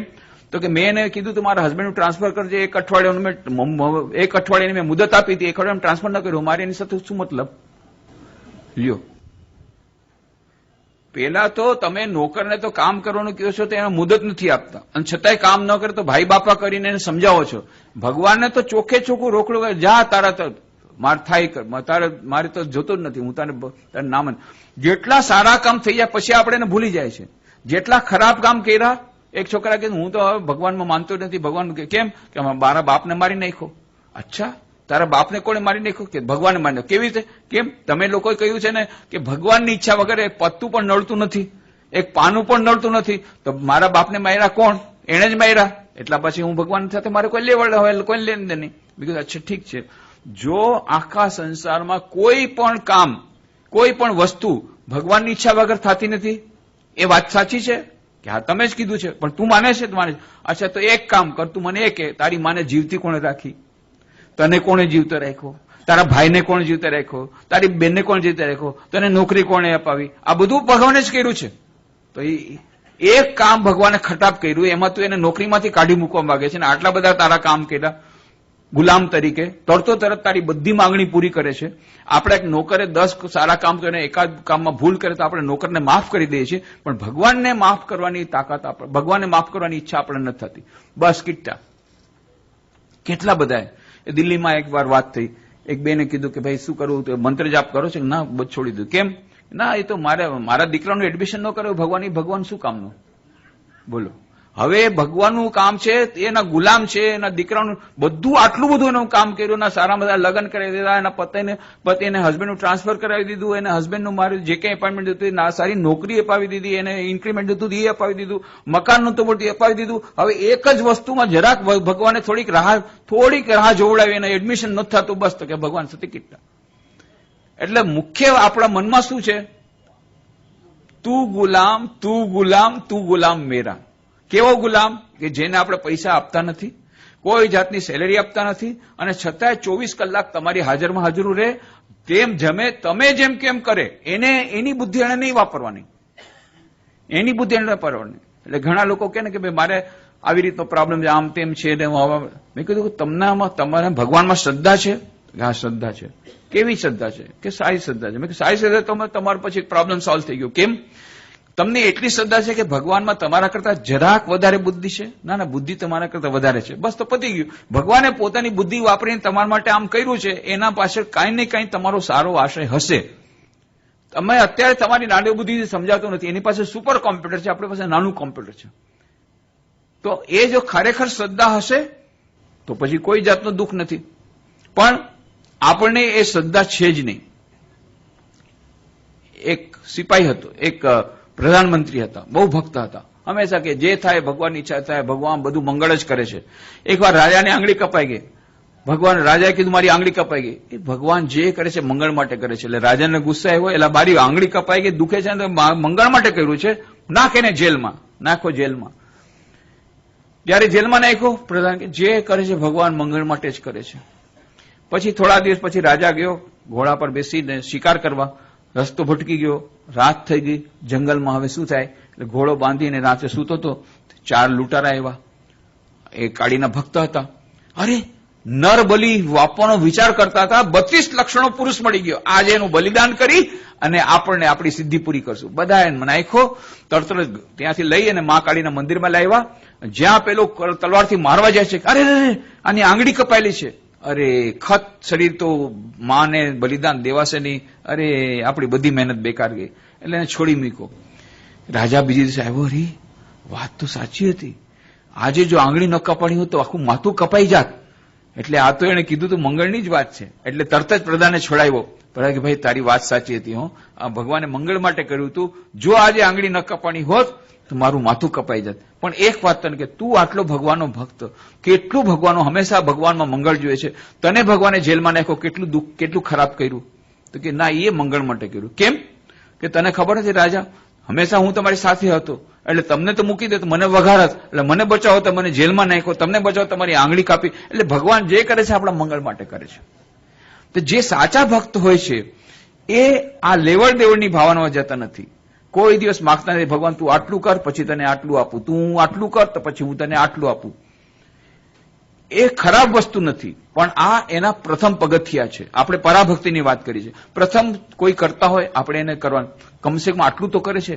કેટલા લોકો ભગવાનમાં નથી માનતા, ભગવાનમાં માની કમસે કમ એની માનતા પૂરી કરવા માટે તો ભગવાનની પાસે જાય છે.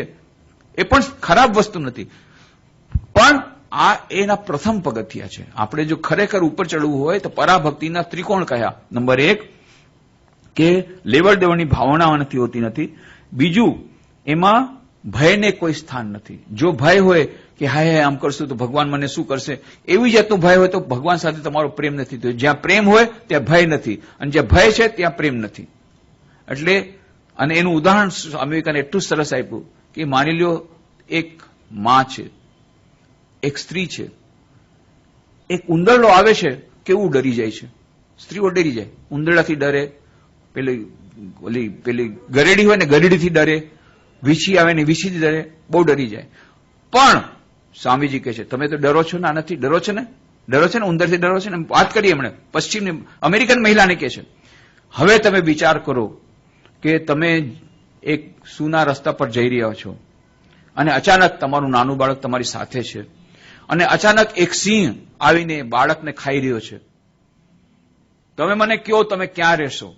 હું તમને ગેરંટી સાથે કહું છું કે તમે તમારા સિંહના મોઢામાંથી તમારા બાળકને બચાવવાનો પ્રયત્ન કરશો કે નહીં? હા, બસ આનું છે માત્ર પ્રેમ. પ્રેમ જ્યાં હોય છે ડર ભાગી જાય છે. સિંહનો ડર ભાગી ગયો. કેમ? બાળક પ્રત્યેનો પ્રેમ એને સિંહ સાથે લડાઈ કરવા માટે મજબૂર કરે છે. જે ઉંદરડાથી ડરે છે એ સ્ત્રી સિંહ સાથે ઝઘડવા માટે તૈયાર થઈ ગઈ. કેમ? બાળક માટેનો પ્રેમ. તો જ્યાં પ્રેમ હોય છે ત્યાં ભય નથી, જ્યાં ભય છે ત્યાં પ્રેમ નથી. અને ત્રીજી વાત એની ત્રિકોણની કે એમાં કોઈ હરીફ નથી. પ્રેમ ગલી અતિ સાંકરી તામે દો ન સમાય. મીરાબાઈ કહે છે કે આ પ્રેમની ગલી એટલી સાંકડી છે, એમાં એક જ વસ્તુ રહી શકે, કાં ભગવાન કાં હું. જ્યાં સુધી હું છું ત્યાં સુધી તું નથી, જ્યાં સુધી તું છો ત્યાં સુધી હું નથી. જયારે ભગવાન આવે છે ત્યારે હું નીકળી જાય છે. ના હમ તુહુ તુહુ. આ ઈશ્વરની શરણાગતિનો અંતિમ જે પડાવ, એ અંતિમ પડાવ એમાં જ કહે છે સર્વધર્માન પરિત્યજ્ય મામેકમ શરણમ વ્રજ અહમ ત્વા સર્વપાપેભ્યો મોક્ષિષ્યામિ મા શુચા. જો આપણે કંઈ પણ આ ચારે પ્રકારના યોગોને માન લો પાલન કરવામાં પાછળ પડતા હોઈએ, એમાં મુશ્કેલીઓ આવડતી હોય, તો પણ ચારેય યોગોનો સમન્વય આપણે કરશું તો એની મુશ્કેલી ઓછી થઈ જશે અને એના બધાના જે થોડા થોડા પરિણામ આપણને મળશે, ટીપે ટીપે સરોવર ભરાય. અને સૌથી છેલ્લે આપણી પાસે આ એક મોટો શરણાગતિનો માર્ગ ભગવાન શ્રી કૃષ્ણે આપ્યો છે, જે આપણા યુગમાં શ્રી રામકૃષ્ણે શીખવાડ્યો. ગિરીશચંદ્ર ઘોષ, ગિરીશચંદ્ર ઘોષ એ તો એ મોટા નાટકકાર હતા, મોટા કવિ હતા. અને એ તો કહેતા હતા કે જો તમારે સ્વામી વિવેકાનંદનું જે તમારે એની મહત્તા જાણવી હોય, એની મહિમા જાણવી હોય, તો તમારે રામકૃષ્ણદેવની મહિમા જાણવી હોય તો સ્વામી વિવેકાનંદ તરફ નહીં જોતા કે સ્વામી વિવેકાનંદ આટલા મહાન હતા, એના ગુરુ કેટલા મહાન હશે. એનાથી તમને એનો અંદાજ નહીં આવે. જો તમને મહિમા જાણવી તો આ ગિરીશ તરફ જોજો. દારૂડિયો ગુરુશ કે જે એટલી દારૂની બોટલ પીધી છે કે એક ઉપર એક મૂકો તો માઉન્ટ એવરેસ્ટ થી વધી જાય, ઉપર થઈ જાય. આટલી તો દારૂની બોટલ પીધી છે અને દુનિયામાં એકે ખરાબ કામ કર્યું ને પાછું નથી કર્યું. એવા દારૂડિયા, એવા પાપી, એવા દુષ્કર્મી ગિરીશમાંથી સંત બનાવવું, અને ખરેખર પાછળના જીવનમાં સંત બની ગયા હતા, સંત જવાની, તો એને સંત બનાવવું એ વધારે મહાન છે. કારણ કે એ નરેન્દ્રનાથ દત્ત એક સારા ઘરનો છોકરો, એક સારા ઘરના વકીલના ઘરના છોકરાને વિવેકાનંદ બનાવવું કોઈ બહુ મોટી વાત નથી. પણ મારા જેવા દારૂડિયા, મારા જેવા પાપીને એક મહાન સંતમાં પરિવર્તિત કરી દીધું, એ શ્રી રામકૃષ્ણની મહિમા છે. એટલે શ્રી રામકૃષ્ણ મહિમા જોવી હોય તો મારા તરફ જોજો. અને એ ગિરીશ ઘોષ એકવાર શ્રી રામકૃષ્ણ કહે છે કે ભગવાન કંઈક મારું કરવું પડશે, કંઈક કરવું પડશે. તો કે તમે કંઈક તો કરો. તો કે ઠીક છે, ચાલ તારું બધું કરી નાખશું. તો મારે શું કરવાનું? દારૂ વડું છોડ? ના, કાંઈ છોડવાની જરૂર નથી, આ બધું ચાલુ રહેશે. હા, એનું પાપ તો કે એનું પાપ હું લઈશ. વાહ, બહુ સરસ. આવા સારા ગુરુ મળ્યા. પહેલેથી ખબર હતો જયારે વધારે પાપ કરો, જયારે ઓછા હતા મને કે બધા પાપ કે મારા, તું તારે ચલાવ, તારે જેમ ચલાવવું એમ. કે આવા સરસ મળી ગયા. અને પછી મારે કરવાનું શું કે નહીં, કાંઈ છોડવાની જરૂર નથી. સવાર સાંજ 2 ટાઈમ બસ ભગવાનની ભક્તિ કરી લેજો. આ વિચારવામાં પડ્યા ભાઈ કે સવાર સાંજ 2 ટાઈમ આ નિયમિત તો જીવન છે જ નહીં. હવે જો નહીં થાય અને ગુરુ આવા સરસ ગુરુ મળ્યા અને પછી ન થાય તો વિચારમાં પડે. એટલે રામકૃષ્ણદેવ સમજી ગયા, અચ્છા તારે કઠિન લાગે છે તો એક કામ કરજે, જમતી વખતે ને સૂતી વખતે માને યાદ કરી લેજે, જગદંબાને, બસ એનાથી તારું થઈ જશે. હવે હા કહેવાય જાય છે પણ હા કહી નથી શકતા. કેમ? કે જમવાનું ઠેકાણું નથી. કારણ કે એનો કોર્ટના ઘણા કેસ ચાલતા હતા. ક્યારેક કેસમાં હોય તો બપોરનું જમવાનું થાય નહીં, અથવા કોર્ટમાં થાય, કોઈ દિવસ 3 વાગે થાય, બપોરના થાય. અને સુવાનું ઠેકાણું નહીં, કોના ક્યાં ઘરે સુતા હોય, ખરાબ જગ્યા પણ જતા. અને સુતી વખતે કોઈ ખરાબ જગ્યા હોય ત્યાં નામ યાદ નહીં રહે તો, એટલે વિચારવા પડી ગયા. આટલાથી પણ નહીં થાય તો ઠીક છે, એક કામ કર, તું મને તારું વકાલતનામું દઈ દે. વકાલતનામું એટલે પાવર ઓફ એટર્ની. આ વકીલ લોકો જાણે છે, પાવર ઓફ એટર્ની આપે એટલે તમે તો વકીલ થઈને જઈને શકો. વકીલને કહ્યું મારા વતી આ કેસ લડશે, તો કે તું મને વકાલતનામું આપી દે, તારા વતી હું જ ભગવાનની સાધના કરીશ, માની યાદ કરીશ, હું જ ભગવાનનું નામ લઈશ, બધું તારા વતી હું જ કરી દઈશ. એમ તો બહુ સારું, લ્યો આ પાવર ઓફ એટર્ની, તો બહુ સારું. અને બધું પાપ છે એ બધું હું લઈ લઈશ, તારા માટે સાધના પણ હું કરે, તારે કઈ કરવાનું નહીં. તો કે મારે કાંઈ કરવાનું, તારે કઈ કરવાનું, બધું હું જ કરીશ તારા માટે. તો આ છે શરણાગતિનો માર્ગ. પણ પાછળથી ગિરીશચંદ્ર ઘોષે કીધું કે મને એમ લાગ્યું કે હું ખાટી ગયો. પણ પછી એક દિવસ વાતો કરતો તો રામકૃષ્ણ કે મારે એમ વિચાર છે કે આવી જાતનો પ્લોટ બને ને હું નાટક બનાવીશ. હે, તે હમણાં કીધું મેં બધું પાવર ઓફ એટર્ની આપ્યું, હવે પાછું હું, તું એમ કે જગદંબાની ઈચ્છા હશે તો હું આમ કરીશ. કારણ કે હવે તારી તો પોતાની ઈચ્છા નથી. હવે એને દર વખતે કહો જગદંબાની ઈચ્છા હોય, ઈશ્વરની ઈચ્છા હોય તો આમ કરીશ. એમ કરતા કરતા તો પેલા તો દિવસમાં 2 વાર ભગવાન નામ લેવા તો દરેક મિનિટે ભગવાન નામ લેવું પડે છે અને સ્મરણ કરવું પડે છે. એ તો ફસાઈ ગયા. શરણાગતિનો માર્ગ પણ બધા માટે નથી. જેનો અહંકાર નીકળી ગયો છે. કોઈ પણ જાતનો પુરુષાર્થ નથી થતો. એક પુરુષાર્થ તો નાના બાળકને કરવા પડે છે. મા શારદાદેવી કહે છે બધા કૃપા કૃપા વાત કરે છે, પણ કૃપા ક્યારે થાય? પહેલા કૃ પછી પા. પહેલા કૃ કરો, કર્મ કરો તો પછી તમને મળશે. તો કંઈક તો કરવું પડશે. એક નાનકડો બાળક એનો પુરુષાર્થ કરે છે. શું પુરુષાર્થ કરે છે? ભેપું. જોરદાર રડવાનું શરૂ કરે ત્યારે માં રડીને પછી આવે અને એને પછી આપે. એટલું રડવાનું તેને કરવું પડશે, નહીં તો માં નહીં આવે. એટલે થોડુંક તો પુરુષાર્થ કરવો પડશે. પણ આ જે શરણાગતિનો માર્ગ એ સર્વશ્રેષ્ઠ માર્ગ છે.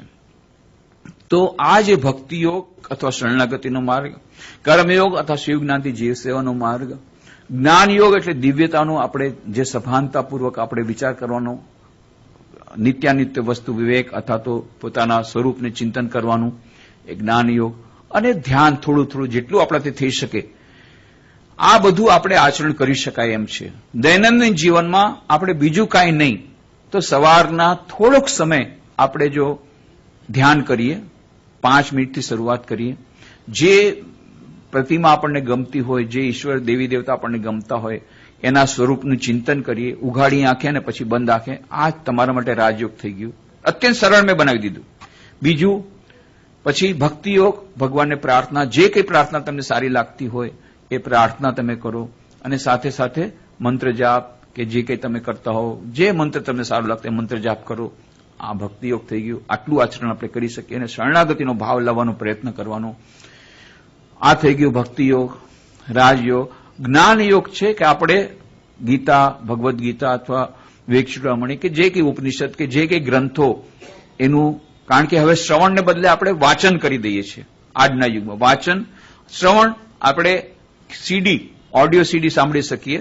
ઈ સત્સંગ, આજકાલ ઈ કોમર્સની જમાનો છે, ઈ સત્સંગ એ સાંભળો, શ્રવણ કરો અથવા ચોપડી વાંચો, અને એના ઉપર પછી મનન કરવું પડે. માત્ર શ્રવણ કરવાથી કે વાંચન કરવાથી મનન, નિધિધ્યાસન, તો આ જ્ઞાન યોગ થઈ ગયું. આવા સારા સારા વિચારો પર ચિંતન કરવાનું અને પોતાના સ્વરૂપનું ચિંતન કરવાનું, આ જ્ઞાન યોગ આપણા માટે અત્યંત સરળ મેં કહી દીધું. 5 મિનિટ તો 5 મિનિટ ગીતાનું અધ્યયન, 5 મિનિટ તો 5 મિનિટ ધ્યાન, 5 મિનિટ તો 5 મિનિટ પ્રાર્થના, આટલું સવારના 15 મિનિટ અને સાંજના 15 મિનિટ, આટલું તો ઓછામાં ઓછું થઈ શકે. અને આખો દિવસ આપણે જે કંઈ કામ કરીએ છીએ એ આપણે ભગવત સમર્પિત બુદ્ધિથી કરીએ. અને હું વાત કરું છું, જો બીજું કાંઈ નહીં થઈ શકે, કમસે કમ સેન્ડવિચ સાધના તો થઈ જ શકે. સેન્ડવિચ સાધના એટલે બેનો બધું જાણે છે સેન્ડવિચ બનાવતા. સેન્ડવિચ કેવી રીતે બને? પહેલા એક પાવરોટીનો ટુકડો તમે લઈ લ્યો, બ્રેડનો ટુકડો લઈ લ્યો. હવે એના ઉપર તમે ટોમેટો અથવા ચીઝ અથવા બટર કે ગાજર કે જે કંઈ નાખો એ મસાલો તમે નાખો, મસાલાનું પૂરણ નાખો, અને ઉપરમાં એક પાછો બ્રેડનો ટુકડો તમે નાખી દો, તો એક સેન્ડવિચ થઈ ગઈ. એવી રીતે સવારના પોરમાં ઉઠીને, હે પ્રભુ, આજે આખા દિવસમાં જે કાંઈ કર્મ કરીશ અને જે કંઈ કર્મ કરીશ એ કર્મનું ફળ બધું હું તમને સમર્પિત કરું છું. આ પાવરોટીનો ટુકડો થઈ ગયો. પછી આખો દિવસ વઘાર, આ મસાલો, કામનો મસાલો. રાતના સૂતી વખતે વળી પાછો બ્રેડનો બીજો ટુકડો, હે પ્રભુ, આજે આખા દિવસમાં જે કંઈ કામ કર્યું એ તમને સમર્પિત અને એનું ફળ પણ તમને સમર્પિત. આ સેન્ડવિચ થઈ ગઈ, મોટી સેન્ડવિચ થઈ ગઈ. હવે નાની નાની સેન્ડવિચ પણ તમે તૈયાર કરી શકો. ઓફિસ જતી વખતે, હે પ્રભુ, ઓફિસમાં જે કંઈ કામ કરીશ એ બધું કામ તમને સમર્પિત, કામનું ફળ તમને સમર્પિત. એ બ્રેડનો ટુકડો થઈ ગયો. ઓફિસમાં ઘણું બધું કામ કર્યું, ઓફિસથી પાછા આવીને, હે પ્રભુ, આજે ઓફિસમાં જે કંઈ કામ કર્યું સારું નરસું, કાલથી વધારે સારું કરવાનો પ્રયત્ન કરીશ. એ બધું કામ, એનું ફળ તમને સમર્પિત કરું છું. તો એ બ્રેડનો બીજો ટુકડો થઈ ગયો. આ નાનકડી સેન્ડવિચ તૈયાર થઈ ગઈ. આ સેન્ડવિચ સાધના દ્વારા આપણે કર્મને કર્મયોગમાં પરિણત કરીએ, શિવ જ્ઞાનથી જીવ સેવાને પ્રયત્ન કરીએ, સાથે સાથે થોડુંક આપણે સ્વાધ્યાય, પ્રાર્થના અને ધ્યાનનો આપણે પ્રયત્ન કરીએ. આ સમન્વયાત્મક યોગ અત્યંત સરળ છે. દરેક વ્યક્તિ, કોઈ પણ મનુષ્ય એમ કહેશે કે આ સમન્વયાત્મક યોગ હું નહીં કરી શકું, આધુનિક માનવ માટે અત્યંત સરળ રીતે સ્વામી વિવેકાનંદે રજૂ કર્યો છે.